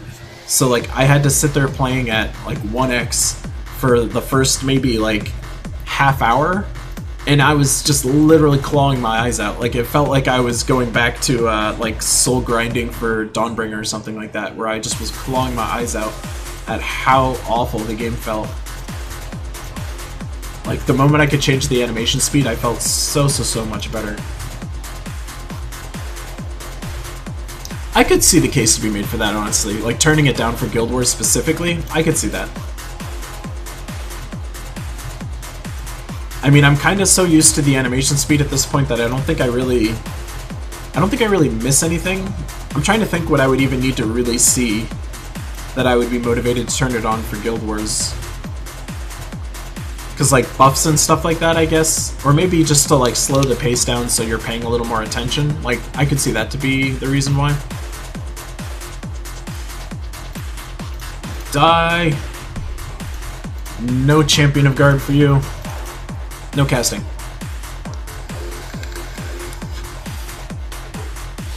So for Iron Gut, what you want to be doing with Iron Gut is that to use him most efficiently, you want to put him with somebody that's building up attack. So like the most classic pairings in like Adele, for instance, would be Queen Jezebel. Like, they share mana, so you can often use them together. So you pump up his attack with Queen Jezebel. Make sure that your Horde is a high level, so that way you get a lot of stat points too. So like, my High King Iron Gut's starting attack is probably around 49, I think. Granted, I probably have more stats than other folks, but you should have an Iron Gut that's starting around like 30+% already. But someone like Queen Jezebel pumps up his stats that much more. She also helps with building a mana, since she gives mana to everybody when you cast her. So Queen Jezebel to me is kind of like the most obvious. Wild Queen's an option. She's a little wild, as the name implies. She's like especially dangerous to be using in Delves, because if she backfires on you, like, you're going to be in a really bad spot. But I mean, you could use Wild Queen theoretically. You could be using Queen Jezebel as my strong preference. There's like Chief Dargon's another one. if you don't have a lot of troops, you could even use someone like Luther, even like someone to build up his attack, because once you get that first Devour, like you're pretty much set. So like for me, pretty much always I'm running like a Mountain Crusher with High King Iron Gut, because High King Iron Gut has a little synergy with Brown. All the Brown matches you do, he'll be leeching 3 life. So I mean, it doesn't help your Devour percent at all, but it's also giving you 2 mana passively to all Brown troops every time you cast Mountain Crusher. So I find like Mountain Crusher is something that will just let you get him really, really quick. So if you're using High King Iron Gut, like get mana generation really high with something like a Mountain Crusher. Find some way to build up attack like a Queen Jezebel, and then just kind of roll it from there. Like TPK, like my team, the team that I end up using the most is like Mountain Crusher, Queen Jezebel, High King Iron Gut, TPK. Like those are the ones that I use. Like whenever those colors are enabled, like I think there's at least 2 or 3 delves that enable you to use those colors. That's the team that I end up going with like more often than not. And then just run it with like a Sentinel or a Titan or something like that. But that's how you use High King Iron Gut. Like just using it without any kind of attack boosting is putting a lot on the RNG of devouring somebody, and sometimes you don't have the luxury of like taking your time with it. So definitely find some way to boost his attack, and then you'll be in a much better spot.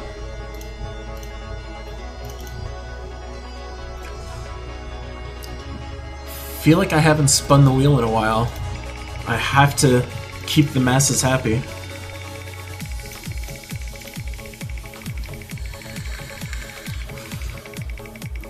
The wheel's just been so hot. That wheel, it's so hot right now.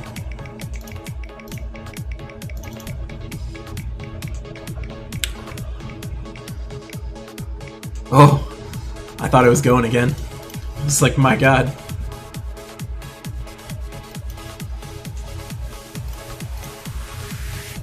Have we even gotten a Vault Key since I got the last one? I don't think so. We almost got Plague Lord up to 20. That's pretty hot.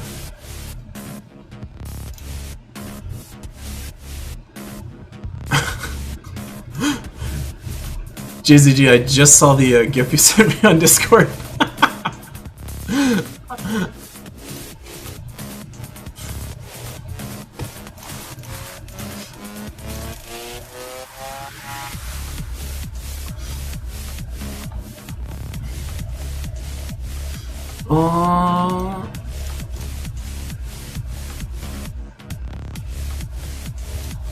I just saw someone in guild chat. Argo, if you're still here, the reason I don't have the music louder is because some people really hate this kind of music, so I'm trying to like play that happy balance of people that like it can hear it and enjoy it, people that don't like it can kind of tune it out a little bit. If it was up to me, it would probably be a little louder, but I want to be a good human. Because if someone was playing music I didn't like on stream, like I'd be less likely to go there. So it's kind of this like game you have to play. For me, it makes it more motivating though, so I keep it going.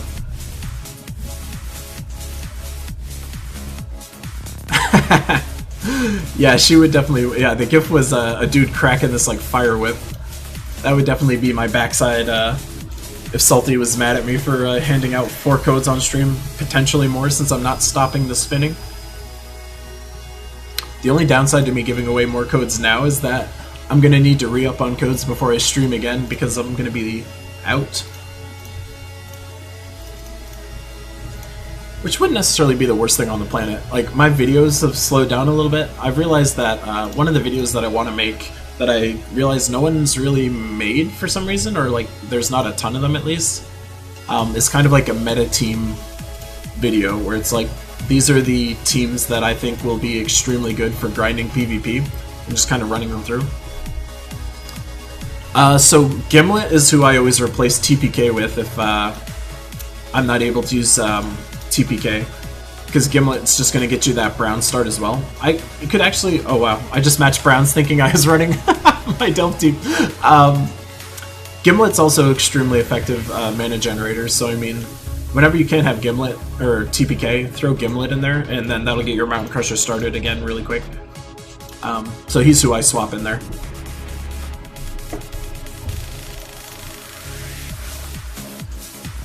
Gimlet is like super OP.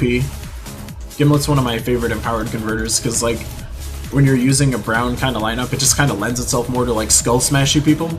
So I mean, the fact that he's enraging somebody just makes like that top troop just do stupid stuff. I also don't know if a lot of people realize that one of the nice things about enrage is not just that the extra skull damage is there, but it'll hit through. No, I wouldn't use diviner. So, oh, you're saying because there's no attack builder there. What was it? Stone Song Irie? Let's glance at who I use real quick. Actually, I feel like that's the one that I use Sledge Paw in. Honestly. Let's who do I use? Literally nobody? I must have done it all during a faction assault. Alright, well let's just build it up from scratch then. That makes me sad. Alright, so I was probably going Crushy Crush. I was probably going Iron Gut. So now who am I limited to? Brown and yellow, so Gimlet for sure. And then probably Dargon actually. So Dargon is a this guy. I think I did it this way. This way. I think that's right. This would be effective, although what you're gonna really not like, I mean you can do it this way, but then your Chief Dargon, like he'll be starting to pump his attack, so this will actually help too. I don't feel like I used Gimlet now that I'm looking at this though. Alright, let's do this proper. No, no, no, no. No, no, no. I know I had Chief Dargon in there though, and I think I was playing around with this, but Gimlet kind of feels like this team is super one-note, which makes me feel like that's not what I was using. I think I was using Sledge Paw, honestly, instead of Gimlet. So I think it was like this. This feels more like what I was actually using.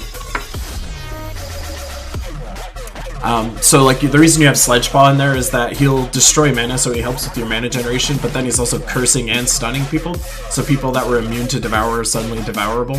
The one thing you can play with is the positioning of these two though.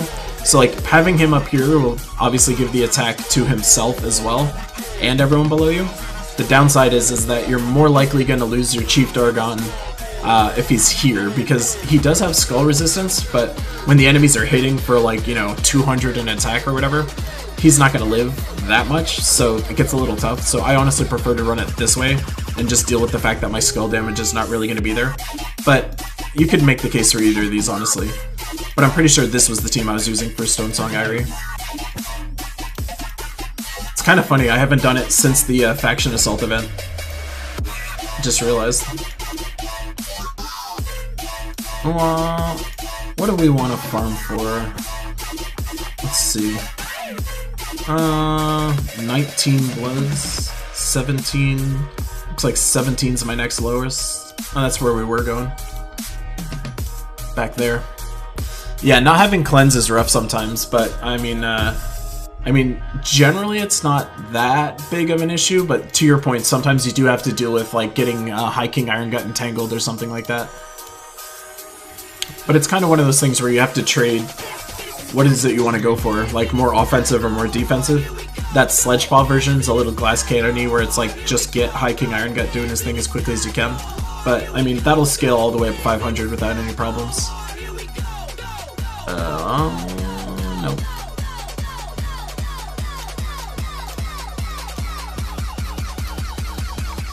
We're gonna spin it. I don't care. We're gonna see what happens.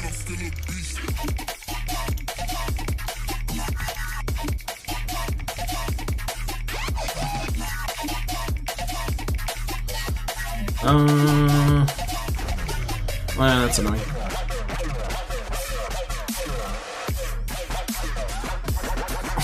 I was just looking at it like, ah!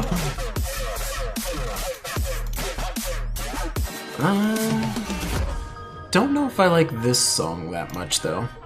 Although it's basically over. Songs that seem to just, like, go super hard on the, like, effects. That's, like, usually... Why did I do that? It's usually when, like, the song kind of loses me a little bit, unless the beat is absolutely amazing. But, like, ones that are just kind of like, like, that one doesn't really get me going that much. Needs a little more oomph to it than that.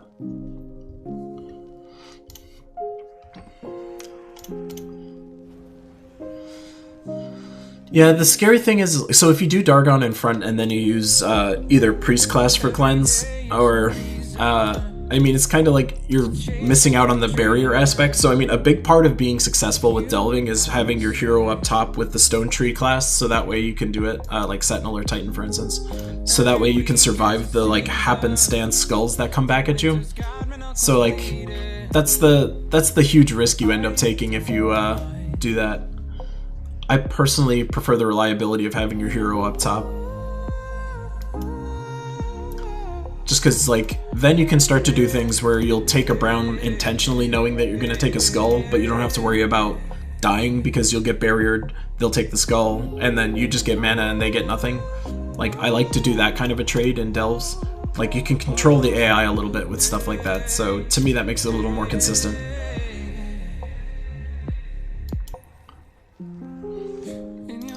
Yeah, I'm on Discord. So, like, if you jump into the official, well, the unofficial Gems of War community Discord, I'm in there as Keylime. I'm tagged as a streamer, so you can always find me there. I talk in chat sometimes. It's kind of like, I'm trying to balance a lot of different things right now, so it's, I'm admittedly not as chatty as I've historically been, but, yeah, you can always find me on Discord there. Like, whenever I post a new video, there's like a photo and video channel, I'll end up posting stuff in there. And then I generally try and look for people asking questions that I can answer, like when I've got a second. But I'm more active on Reddit, actually, so like if you post in Reddit at all, or you go to the Gems of War subreddit, you'll almost certainly see me posting stuff in there a lot more often. Like, Reddit was kind of where I first started my channel, admittedly. Like, I noticed that no one else was really using Reddit for some reason. And, like, I'm kind of surprised the subreddit has as little activity. Thanks, Joggy. I just love watching that twerking dude. But yeah, I'm surprised the official forums are kind of like the actual place where everyone goes versus Reddit. Like, every single modern game these days uses Reddit as their primary, like, community site. So it's kind of interesting that Gems of War, like, has the forums as their primary. Like, Salty will post on Reddit every now and then, but this is like one of the few games that are out there where the official forums is more active than, like, the subreddit is. Yeah, I'm streaming on everything. So, like, if you look at the bottom of down there, down that way, that viewer counts across all the different platforms. So I'm, like, streaming on Mixer too. Like, Mixer's super hit or miss, I've found. Like, there was one day I think I had 3 people on Mixer, and then for the most part Mixer's basically non-existent. But yeah, I stream across all of them just in case. Because if the stream delay is bothering you on YouTube right now, which I apologize for, I'm going to see if I can somehow fix that. I know how to fix it, but it's busted right now again, it seems. But Twitch won't have the same stream delay, so, like, you might prefer to watch me on Twitch because the stream delay is, like, way, way, way less versus YouTube right now for whatever reason.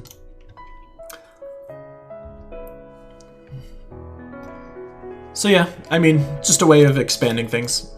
Not everyone really realizes that YouTube is a streaming platform so much. Although Gems of War, probably that's not so much the case since Tacit does all of his streaming on YouTube. But, you know, trying to just help everybody find me wherever they want to find me. If that happens to be Twitch or Mixer, so be it. Stop my heart really beating. Stuck on repeat. I can't sleep through this madness. It's madness. Yeah, I don't know many people that actually do that, streaming on as many platforms as possible. I think the reason that they don't do something is they don't do that is, like, it's a lot easier to establish an audience in one place. So that way you can put a lot of focus on it. But since my YouTube audience is the biggest naturally because I make a bunch of random videos, so I have subscribers there and they'll at least get notified or potentially notified when I'm streaming. So that's, like, the most obvious place to be streaming. It's where my biggest audience is probably always going to be. But, I mean, in my mind, I don't see any harm in streaming on the other platforms. There's this specific plugin, oh, I don't know, actually, if you're partnered on Twitch, if they let you stream on many platforms or not. I don't see why they would care. But to your point, who knows if there's something built into the terms of service that you have to. I mean, I'm not even worried about the money side of things. If those are all rules, I'll get in trouble eventually, I guess. We'll see how that goes.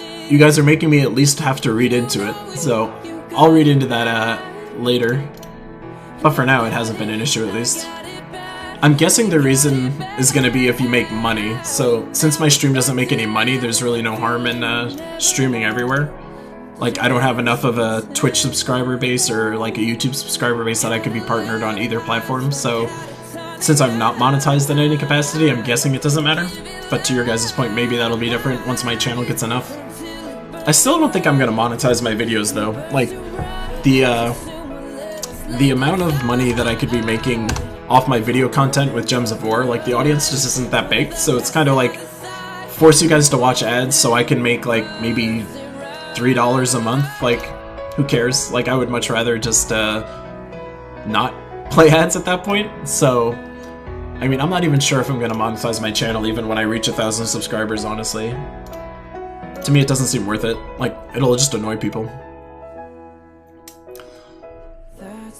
But like, if my channel was so big, like if I was somebody, you know, certainly like a Ninja or a Tfue or even like a high-level streamer on Smash like Esam or like Zero, if I was one of those guys, I'm sure exclusivity is a big deal, and they can be making enough money that it makes sense to monetize because their following is just that big and the audiences for that game is just that big. But Gems of War, like, it's just a casual thing. Like, I just do it because I enjoy it. So I don't see a reason to be trying to turn this into like some kind of money-making thing, honestly. If anything, I'm just happy I'm learning how to, you know, do editing. Like, this was the first time I really messed around with anything as far as editing goes. Like, I bought a subscription for the Adobe Creative Cloud nonsense so I could be messing around in Premiere and mess around with Photoshop. Like, I've messed around with Photoshop in the past to some degree, but never with Premiere. I still haven't really touched After Effects yet. It kind of scares me, but I'll eventually get there. My Premiere editing skills are getting pretty decent. Like, in that night class video, it's not like those edits that I put in there were all that complicated, but there was actually a lot of weird, complicated editing I had to do because my audio and video started to get all out of sync. Because I started chopping things up and I'd accidentally locked like certain layers in there. So I ended up having to do a lot of interesting edits to fix it. So that was kind of fun. I learned about that kind of stuff. It's just a cool skill set to have. Like, if there's ever another game in the future where I want to be making content, you know, I'll have at least some base level skills so I can be pretty dangerous quickly. So it's all just funsies for me. It's just nice to pick up new skills. Creative Cloud is expensive though. I'm like spending like $50 a month on that or something like that. It's like $50 a month and you're locked into a year contract with them anyway. So, I mean, it's not that fun. Yeah, the reason I use Keylime... Oh, I'm gonna get shot in the face! I'm gonna get shot in the face by Salty. Oh my god.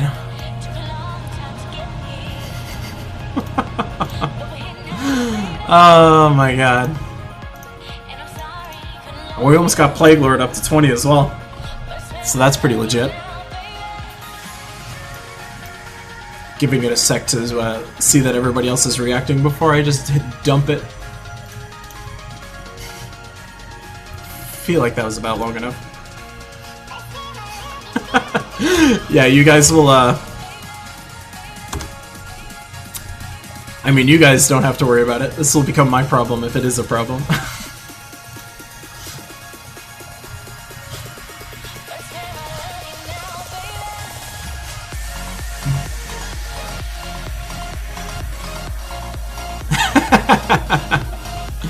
Everybody report this stream to Infinity+2. Straight up criminal up in this thing.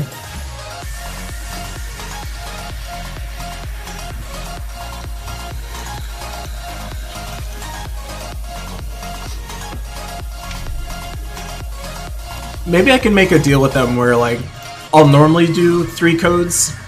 I'll do 3 codes a stream as like an average, but then like once a month, I'll have a limitless code stream where I can just potentially go bananas. Because honestly, this is kind of more fun. But obviously, like, if they gave me 75 codes and I gave away 75 like in a second, like, that's gonna mess up their economy and all that other fun stuff. Like, I know 75 is too much, but is like 6 too much? I don't know. We'll see how it goes. Rest in peace, Key Lime, though, if things don't go properly for me.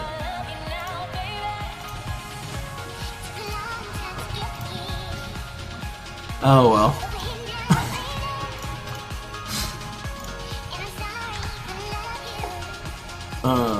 Was not even watching. Die, Scotty! Die! Oh, you agile SOB! Well, now I have to burn you alive. I was just trying to hit you with skulls. Didn't want to make it so gruesome. I mean, I'll never forget that I actually got a mythic off of 1 gem key before. Like, I opened up a box, or I redeemed a code, and then I got a mythic out of the key that I got. So, like, I'm always a fan.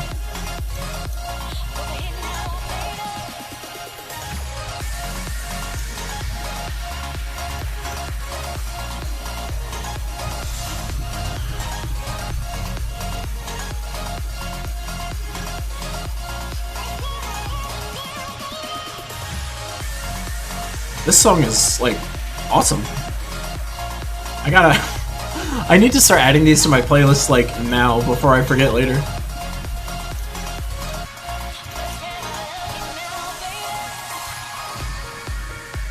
I mean, you're totally right, honestly. Like, even if I ended up giving away, like, 20 gem keys every single time I streamed or something like that, like, that's really not gonna blow up the economy in any way. But I mean, it kind of becomes like watching my stream is more beneficial than things you could be doing in-game. Like, I don't think there's a way you could be getting 20 gem keys in-game within like an hour or two. So like suddenly my stream becomes like a viable way of farming resources, which is probably not the way they want it to be. They kind of want it to be like a, you know, here's a nice little courtesy thing because you watched my stream, not like this. If you're not watching Key Lime streams, you're not using your resources most efficiently. I'll see you, Marty. I look forward to your comments on my next video, whatever that video may be.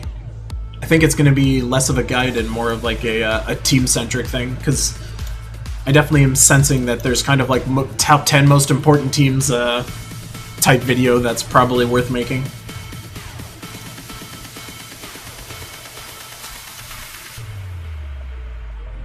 And I'll just like paste the team code so people can just steal, like, these are the top 10 most important teams you should be having in your repertoire for Gems of War. Like, to me, that sounds like a video.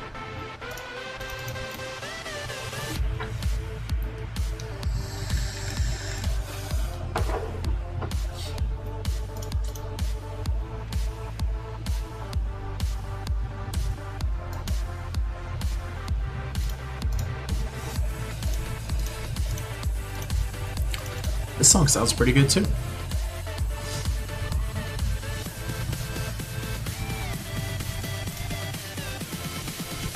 I love Voice of Orpheus. I rate him higher in my tier list videos just because I like him so much. Like, to me, Cleanse is just so important that, like, having passively on your team just a Voice of Orpheus is so nice, because you never have to worry about debuffs unless you get stunned. So it's kind of like, it's amazing.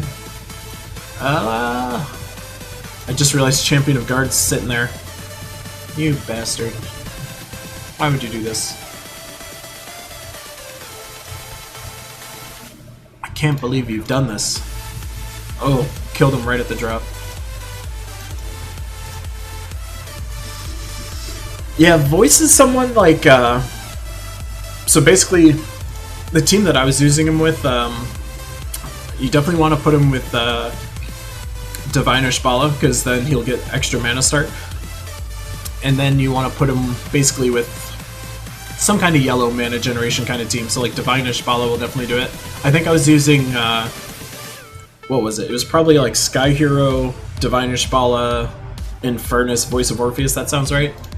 Because, and I'm running it with Sunspear, of course, because you're making tons of yellow, so you'll be cleansing yourself constantly. You'll be burning for triple skull damage. There's tons of mana generation in that lineup, and then Sky Hero can be used to slice all of that yellow and turn it into red. Pretty sure that's what I was doing. But like, Voice of Orpheus being red is like, to me, whenever I see a troop that's red, like my mind is immediately like, what Sunspear team can I build around with this thing? It's just how my mind works. Like, red troop equals find a way to use Sunspear with it. Yeah, I've actually been getting way too many trade stones. Like, way too many is not the right way to phrase it, but like, I've been getting a ton. Like, the drop rate for trade stones, maybe it just feels better when you're not actually caring about it. Because I remember when I actually farm for trade stones, it feels like it takes forever, but like doing it this way, like I've been getting so many and I hardly even like feel like I'm trying that hard.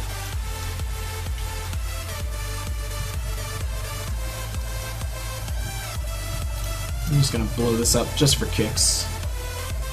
Yeah, skulls, nothing but skulls. There's another one. Why not?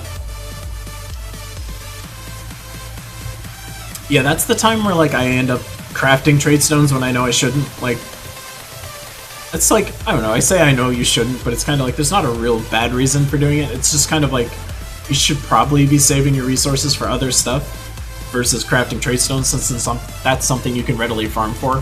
So it just kind of makes sense that it wouldn't be an ideal candidate for crafting. But you know, when you're lazy, right? Like, you just kind of don't feel like doing it, so I just craft it. I've been playing for, it's coming up to a year now, so I started playing in September, but you have to remember that I spent a lot of money early on in the game, so which kind of helped boost me, and then I joined a family of guilds, so I'm in Tough, the Unholy Family. I was in one of their, it was like their event guild, basically, where the requirements as far as events and stuff like that are a little higher, but the Guild Wars requirements is not that high. And I played so much that I was able to make the gold requirements very early. So I mean, admittedly, I did jumpstart things a little bit with that. But yeah, I mean, just from all the rewards that I was getting. Ooh, 50% mana start. Ooh, 20% skill reduction. Oh, I can see why people like this class now. Right, and then I get a... Alright, I mean, this class is okay. I just don't like disease so much, so it's kind of really not that interesting to me, but I get the appeal. Yeah, I don't have like my own Discord server or anything like that. Like, we've got our guild server, but if you're trying to find me on Discord, you can always get me in the Gems of War like community one. So if people aren't in the Gems of War community Discord, like, I would strongly recommend jumping in there, because that's obviously like a place where you're gonna find the most Gems of War related stuff. God, Hierophant, do I even do it? Do I even do it? Gross. We'll do it. Let's start leveling up the Hierophant. Why not? Yeah, I mean, I got lucky and I spent money in some crazy places. So like, when I first started, admittedly, I was spending money on the growth pack stuff. So like, I was grabbing a mythic. I've bought every single one of the growth packs at least once to get mythics. So like, I got 3 mythics out of that, plus like the resources that kind of come with it. I bought the Dragon Knight armor probably within like a week of playing this game. Or the Death Knight armor. So I mean, I've had that for like pretty much the entirety of my time playing. I play a lot, so like I was able to grind resources a lot, which I was basically just turning all the glory that I was getting from PvP grinding into troops. So I mean, like, I guess it makes sense why I have more than some folks, but I mean, the money aspect can't be discounted. Like, the fact that I was spending money in the game, like, that did help me early on. But if you watch my, like, real money spending guide video, the point that I make in that video is still true, which is, by me spending that money early, like, I accelerated, like, the first 3 months of me playing the game. But then, like, once you get to a point in this game, like, all of that stuff doesn't really help you at all anymore. So if you know you're going to be playing this game for, like, a year plus, spending money early is, like, just satisfying your impatience. It's not, like, enabling you to get stuff that you would never get otherwise. So, I mean, at this point in time, like, if I was just a little more patient, like, I wouldn't have needed to spend any of that, but I'm just the type of person where I want to contribute to the guild, like, sooner, and, like, I always want to be, like, as good as I can, as quickly as I can, so that's my reasoning. It's not a good reason, but it is a reason.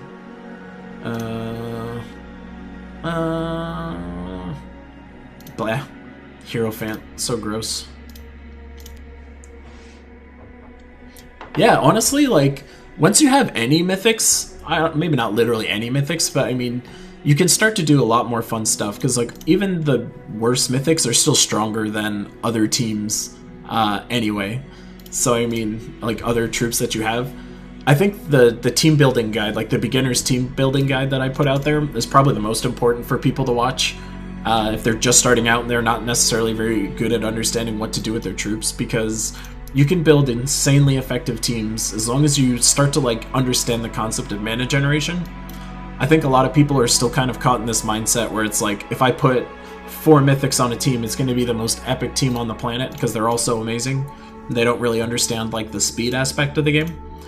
So I mean, once you get a mythic that can do anything interesting, you should be able to build a lineup around that, which will make you like busted for the level that you're playing, and you'll be able to pretty much grind anything you want. Like, your PvP fights will be so easy because, especially at that level, people aren't going to know how to effectively team build.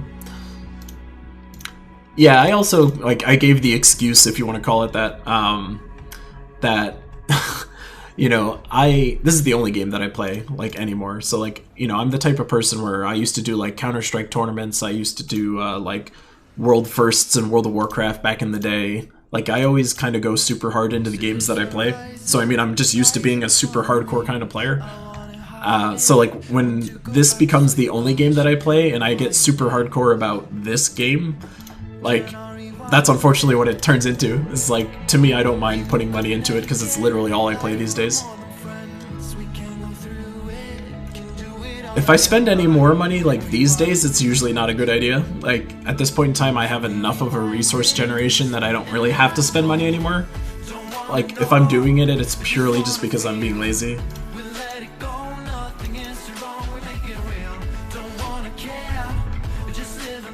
Nice.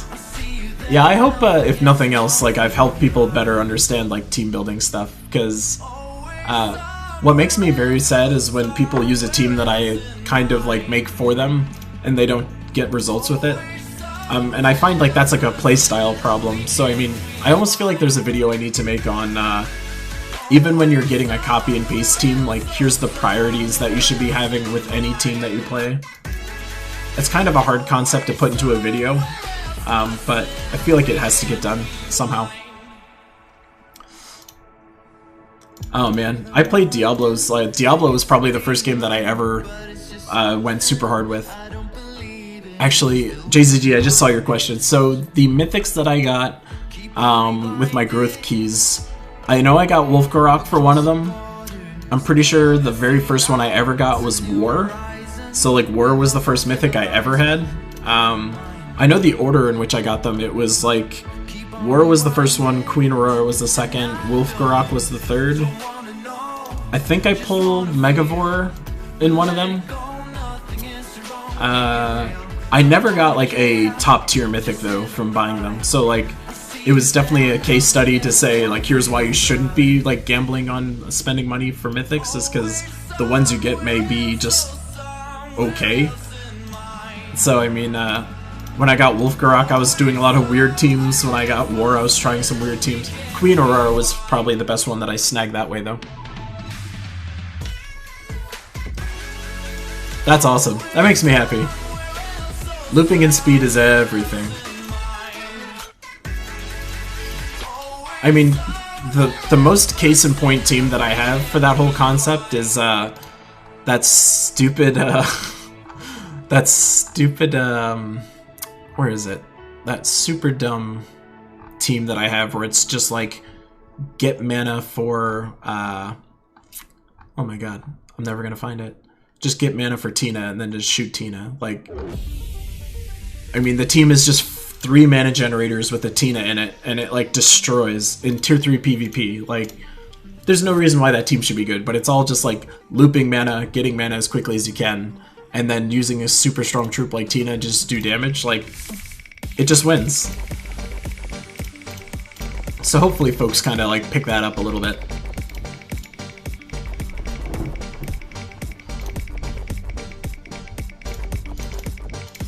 But yeah, I never got any top tier mythics by spending money, so, I mean, be super careful if you ever do that. Like, don't go into it expecting you're gonna pull like a TPK or an Infernus or an Obsidius or something like that. Like, it's just not gonna happen, like, vastly more often than it will. And that's like a lot of money. I mean, that's like literally a full video game's worth of money, like $50. That's like a AAA title's worth of money, so just be careful with that kind of stuff. I know it's easy to spend a lot of money, because I'm an example of that, but just, you know, remind yourself, it's not really a good idea. I mean, if you have the spare income, by all means use it how you want, of course, but just be careful with that kind of stuff.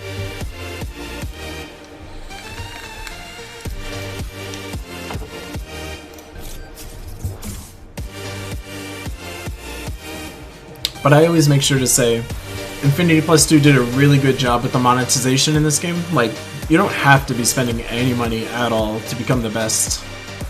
You just need to invest a little more time than anybody else, but that's always the trade with that kind of stuff. So it's not scummy. The only, like, scummy thing they do is they really throw those monetization options in front of you as often as they can. I would argue it's maybe a little too high. Like, they really throw that, like, hey, spend $50 on these legendary troops, like that thing, way too often, I think. Like, I should see that maybe once a day at most. Like, not like 3 or 4 times a day. That gets a little excessive. I should have done that. No.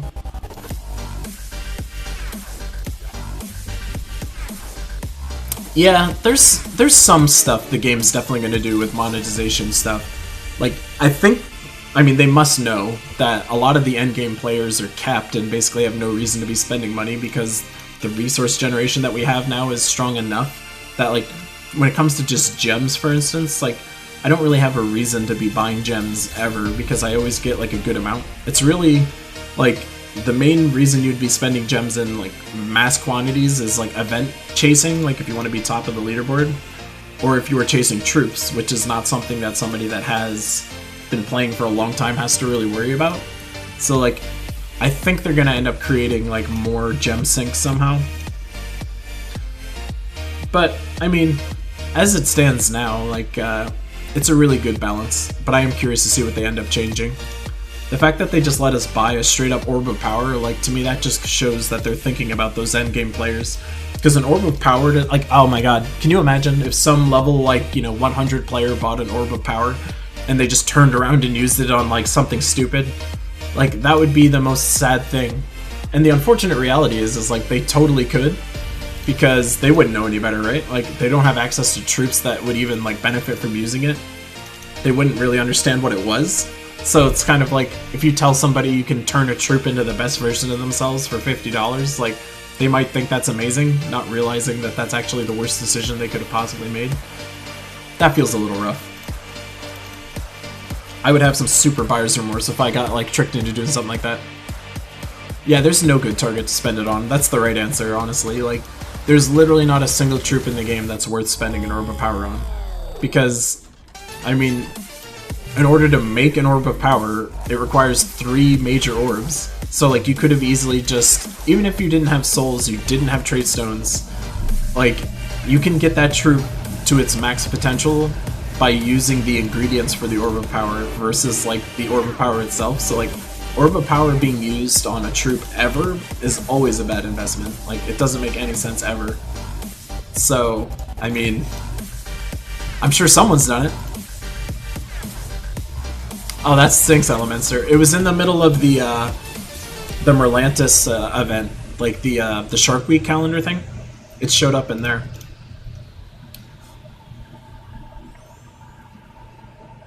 I was kind of surprised, honestly. I was not expecting that. But because of the Gnome weekend this time around and me finally deciding to save a little bit of orbs, I finally have 2 Orbs of Power. So, I mean, I went from having no Orbs of Power and assuming I was never going to start saving for Orbs of Power to having 2 of them. So, it's possible I could end up getting Zool. Certainly not anytime soon, but, I mean, maybe, depending on if my luck switches. I've been getting so many Growth Orbs and Wisdom Orbs that I've just been, like, casually chucking them around. Because, like, the amount that I have is just so dumb. Sure, let's do a pet rescue. Oh, I have another Gnome key. Didn't even realize. Yeah, so like number 1 on the leaderboards is like the most farmable, consistent way to do it, but that again requires like a massive investment of gems. So like the reason it's so easy for those guys to do it is that they've just been sitting on like 1 trillion gems. Like, you know, I can generate about 1,000 gems a week on average just by collecting my tributes. If you've been in that state for like a year or 2 years, you have so many gems that it just kind of doesn't matter. So for those guys, like investing like 20,000 gems or 10,000 gems into one event, it's not that big of a deal for them. So I mean, unless you're in that kind of a state, you are never going to be top of the leaderboards, like not a prayer.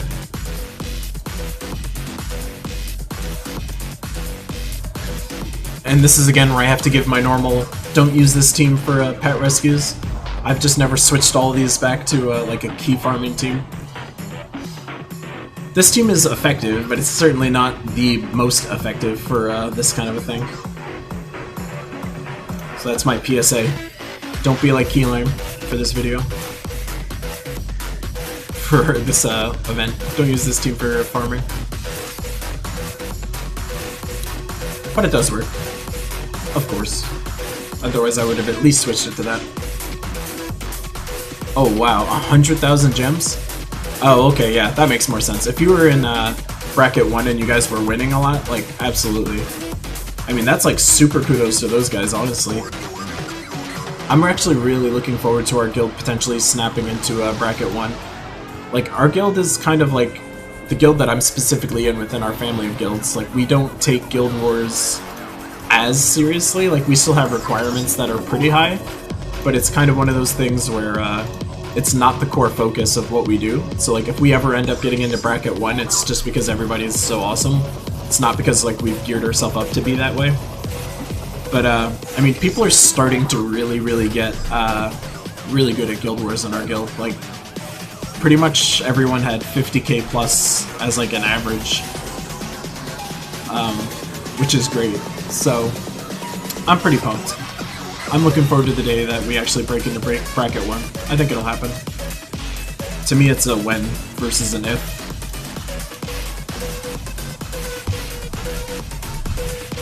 I mean, Sunspear is the best counter to everything. Didn't you know? Sunspear is the best counter to literally everything in the game.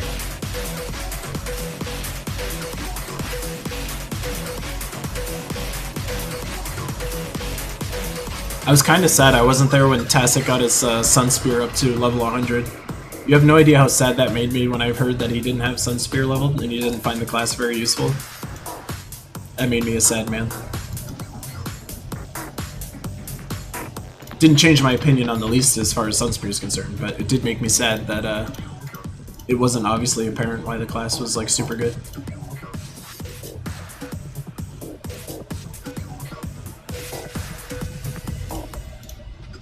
I miss Tasset though. I liked it when he was in this stream before. That was actually a really fun stream that we had.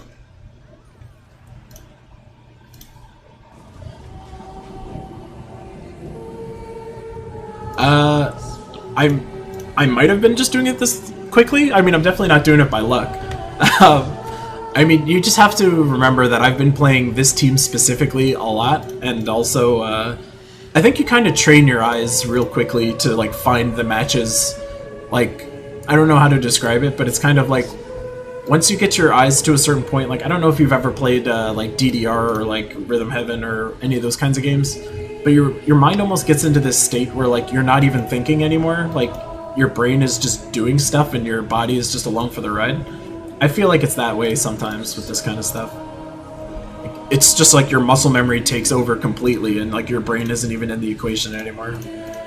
So like there's pattern recognition of there's certain like patterns that when you see them you just know like that's gonna be a 4 or 5 match, or like you'll know how to like force a 4 or 5 match. So once you get to that point you'll kind of know you're there. But yeah, that muscle memory is definitely a thing. I don't even want to do that. Yeah, sure.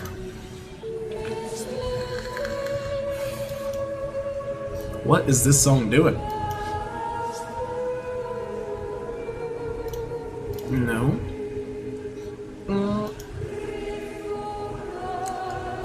People also, I think, have to get a little better at defensive gem matching. I don't know if that's something that a lot of people think about. Like, when you take certain gems, you need to be making sure, like, skulls don't fall on each other, that kind of stuff. You also have to kind of, like, look out for, where's there opportunity where you could force, like, scenarios to happen, or, like, you can force the AI into taking bad stuff, or you can take, like, a high chance risk of, like, getting a certain gem to fall the way that you want it to fall, like, from the ceiling, like, you know, off the screen. Like, if there's a certain storm running, you can just kind of, like, anticipate that what you want to fall in that spot could fall there. So when you need to make these Hail Mary kind of plays, like, that kind of sixth sense is also extremely effective. I've definitely won a lot of games by just having, like, some squirrely gem fall into the way that I wanted it to, but it was a total gamble if it was going to work or not.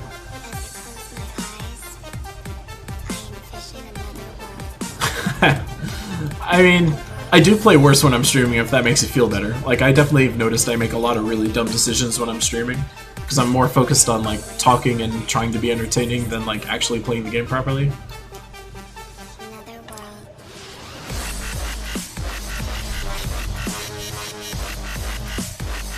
Oh, Fuel, that sucks, man. Sunspear teams against Life and Death are pretty tough, honestly. Like, Sunspear is not the best against Life and Death because you're missing Banishment, and someone that's blessed is not going to burn, so, like, you're not really going to be able to take advantage of a lot of the stuff Sunspear is bringing to the table, unfortunately. So, I mean, I would argue that the best thing you can do as a Sunspear against Life and Death is going to be running Divinia. So Divinia will just cleanse off all the death marks, and it'll also heal the true damage that went through, and then you can kind of just keep doing your thing. What I found is most effective against that is actually just, you know, just doing lots of AoE damage. So, like, Worldbreaker, for instance, and Furnace. Yeah, I think that was the team, actually. It was, like, Sky Hero, Divinia, and Furnace Worldbreaker was kind of what I was leveling with to do that against Life and Death, because Divinia's there to just kind of, like, make you forget that Life and Death is a thing. And then the rest of your team is just doing cool stuff. But, you know, Sunspear is not a natural Life and Death counter.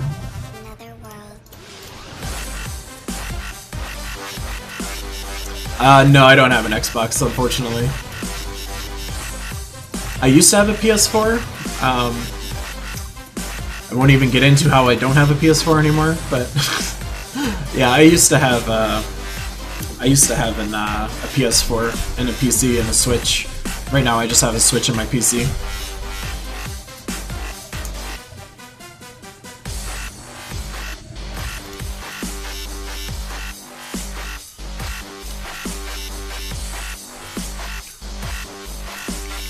Just realized I haven't spun in a while. My god.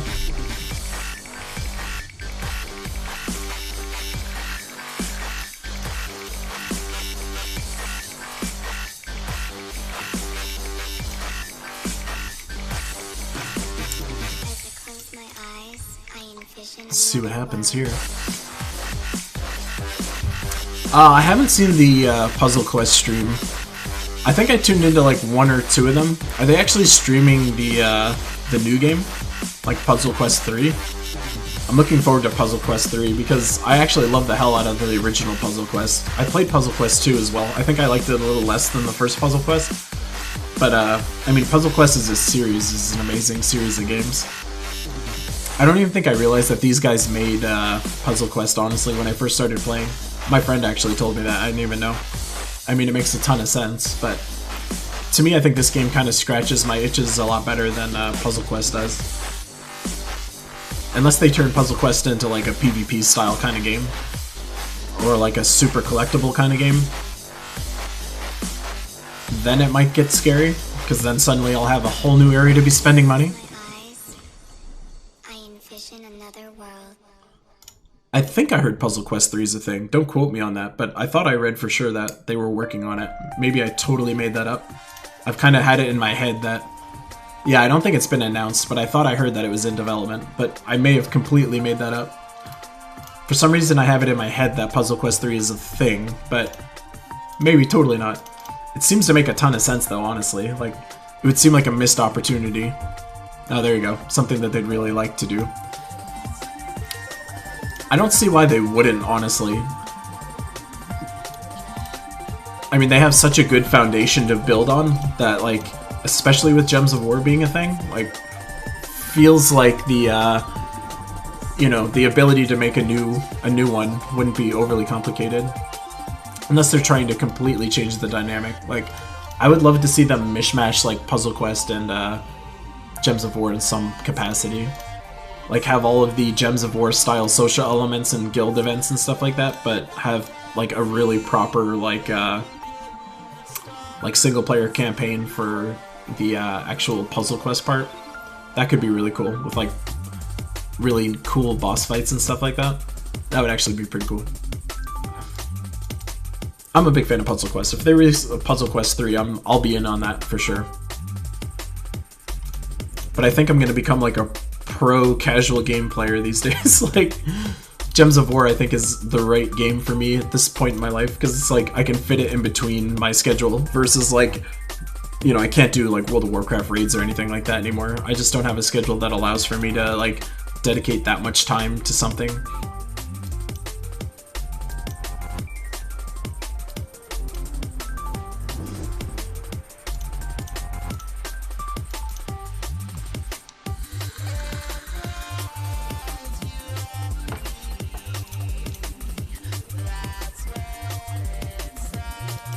Yeah.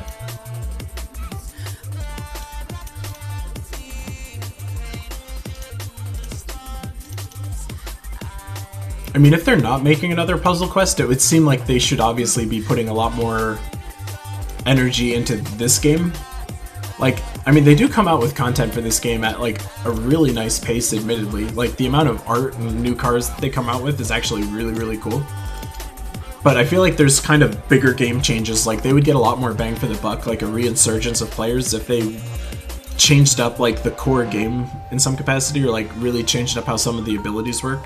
I think they would see, like, the game's popularity rise a lot faster that way, which would lead to more money for them. Like, that's my thinking behind it, at least my hope, is that they would be just as motivated to make those changes as we would be motivated to actually take advantage of them.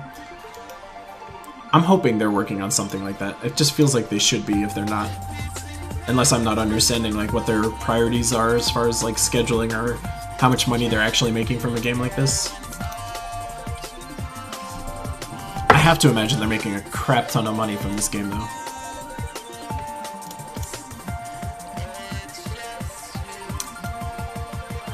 I mean, if people like me exist, then there probably are. And I know I exist.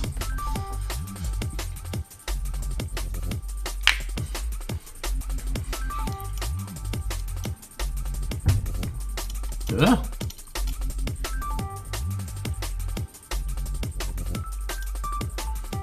That was fun. A barrier. What am I?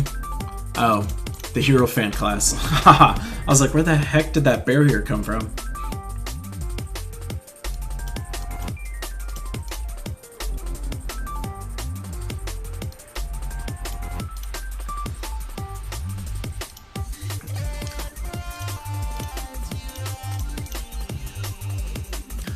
I mean, that's another thing that they need to, like, change up in this game, honestly. They need to fix the dynamics with the treasure maps right now. I know they mentioned they're going to, but I'm really looking forward to see whatever that is, because as it stands right now, like, treasure maps are just this, like, really dumb resource to have. Like, God, how many treasure maps do I even have? 10,000? And I'm sure that's low compared to a lot of other people. So, I mean, whatever they do to change treasure maps, let's just hope to God it's like you can either spend a bunch of treasure maps to, you know, like the way that they do the mythic, like, the mythic level fights for events and stuff like that. Let's hope they let you just do, like, mythic level treasure maps, so that way the rewards you get are higher or something like that. They would give you a reason to be playing the mode, and the resources would actually be worth it, worth the time investment. Because if you were able to, like, burn 4 treasure maps a thing to be getting 4 times the reward per game, like, then suddenly that actually looks like a decent way to be getting stuff. As it stands today, like, it feels like the amount of time you spend to the rewards you get, like, it still is good, it's just not, it doesn't feel good. But if you were trying to grind out gems, for instance, like, treasure maps are honestly a pretty good way to do it. I hope that's the change that they actually implement, because that would be cool. We need some reason to be playing that mode.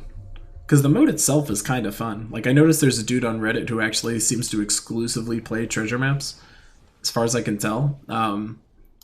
He's always posting videos or content of him, like, doing a lot of treasure mappy stuff. Which is interesting, because it's kind of one of those modes that I assume no one was really playing. But apparently, some people are specializing in it. Which is cool for them. Like, I could make a treasure map guide if I wanted to, I guess. I mean, it's not like I do terrible at treasure maps, but I don't play it nearly enough to consider myself like an authority on the subject.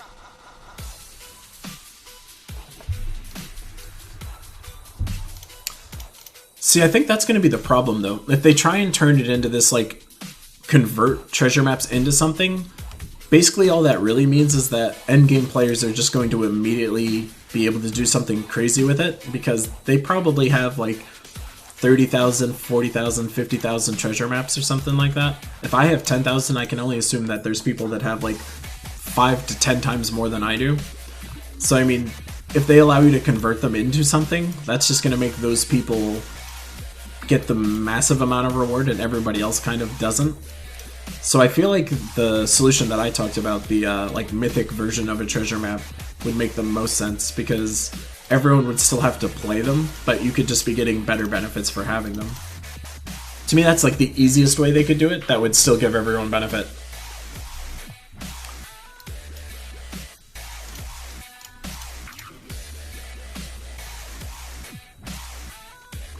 Wah, wah.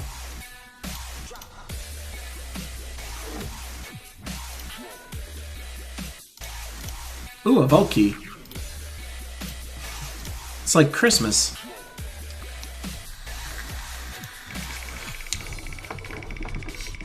Yeah, exactly, Chongi. Something like that. Where, like, you could just be playing games, like the same treasure map mode, but the rewards you'd be getting would be higher for spending more treasure maps to start it, kind of thing. Ooh, Major Orb, let's go.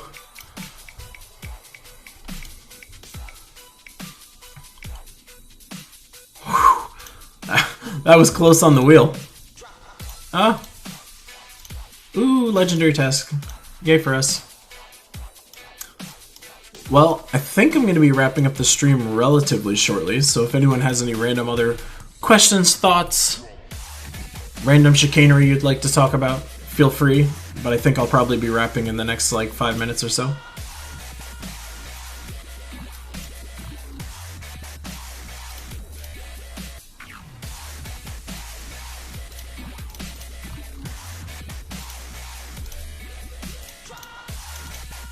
Yeah, that treasure map change to me feels like the most obvious thing to do.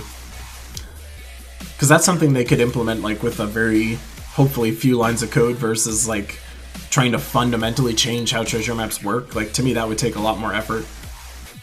And probably, I mean, I honestly don't even know what they could be doing to treasure maps that wouldn't just be broken for endgame players, because endgame players, again, just have so many of them that if you can just straight turn them into something, you're basically just handing endgame players a ton of stuff.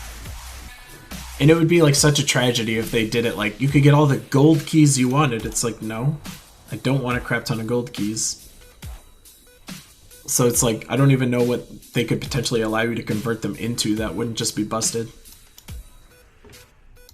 Yeah, sure, just skull them to death, why not? Fuel, I've had that feeling before, was spilling stuff all over. Like, the device that I use these days actually has a, was it like a slide cap on it, which in theory is nice, but it sometimes opens up in like bags and pockets, which is very not nice. And then you end up having a very weird smelling bag or pair of jeans or whatever. Oh my god, if you could turn scrolls into diamonds, like, actually, you know what, that would, so like, that change could actually be useful, because endgame players don't really have a lot of use for diamonds these days, except for crafting, like, weapons that they might be missing, which admittedly they probably aren't missing many, but that wouldn't be something that could actually be abused too bad, because they're still limited by how often the Soulforge, like, allows stuff in. So, I mean, that wouldn't be the worst thing in the world. If there was any resource they could turn things into, diamonds would actually probably be a balanced way to do it.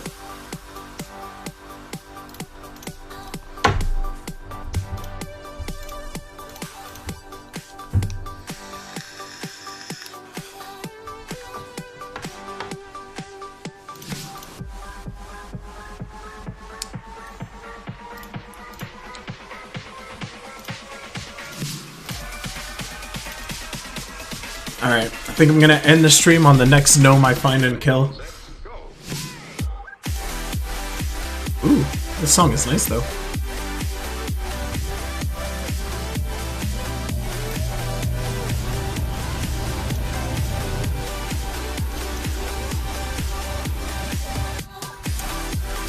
Yeah, if they make diamonds a thing you can convert with, I mean, like, to farm treasure maps, you basically just want to create a team that can just loop endlessly. So that way you can just constantly be getting treasure maps. I mean, the most is 10 per game, but just make a team that can just loop endlessly and then you'll just get your 10 and then peace out. I mean, there's some troops that loop that get you a treasure map. I think, like, Captain Skullbeard is one of them, where he can loop and then generate maps as a result. But I still think just looping endlessly would be a more efficient way of doing it. Yeah, Dispel is not super common on weapons, that's for sure. Is there like a certain class you're trying to not use or something like that? Because anyone that's got the Guardian Tree will get access to Banishment, which will Dispel. There's other troops like Azura that'll Dispel. Anyone that curses also Dispels, so I mean, there's other ways you can be getting Dispel if not from a weapon. But I'm guessing you have like a certain team in mind that you're trying to use.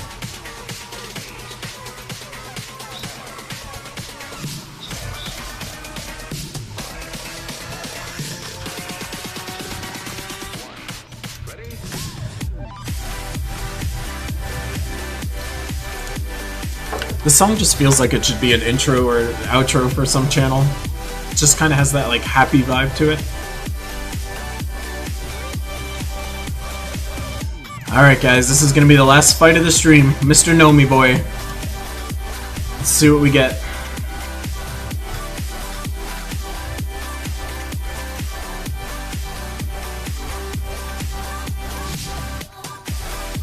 Two minor wind trade stones, baby. That's how we roll. Rune Priest class, I think it's pretty good. I think it's not that great though. So, like when I think of Rune Priest, admittedly, like I just kind of think of a worse Titan. Like it doesn't have anything super great in here. Like dwarves are not so busted that I'd want to really build around them. And then it's basically just a stone tree having person without 50% mana start anywhere. So like, Rune Priest isn't bad. The fact that it can pump up dwarves is pretty cool, but admittedly I'd prefer to set magic on it somewhere. It's certainly not a bad class though. I remember hearing from guildies that it was like super busted when it first came out. But yeah, I think that's going to be the stream for today, everybody. So hopefully, if it's Sunday morning where you are, you have an awesome rest of your day. Get ready for Monday. A whole new weekly video from me Monday morning. And if it's not morning where you guys are, I hope you have an awesome rest of your night. But thanks for tuning in, as always. I love each and every one of you. Mwah. I'll see you guys in the next one. Peace. I have to wait a little bit because I don't want you to see the stream just end out of nowhere. This is the awkward part of the video. When people watch the VODs, they'll be like, what the hell is he waiting for? It's the stream delay. But yeah, that's everything. So thanks guys. I'll talk to you later.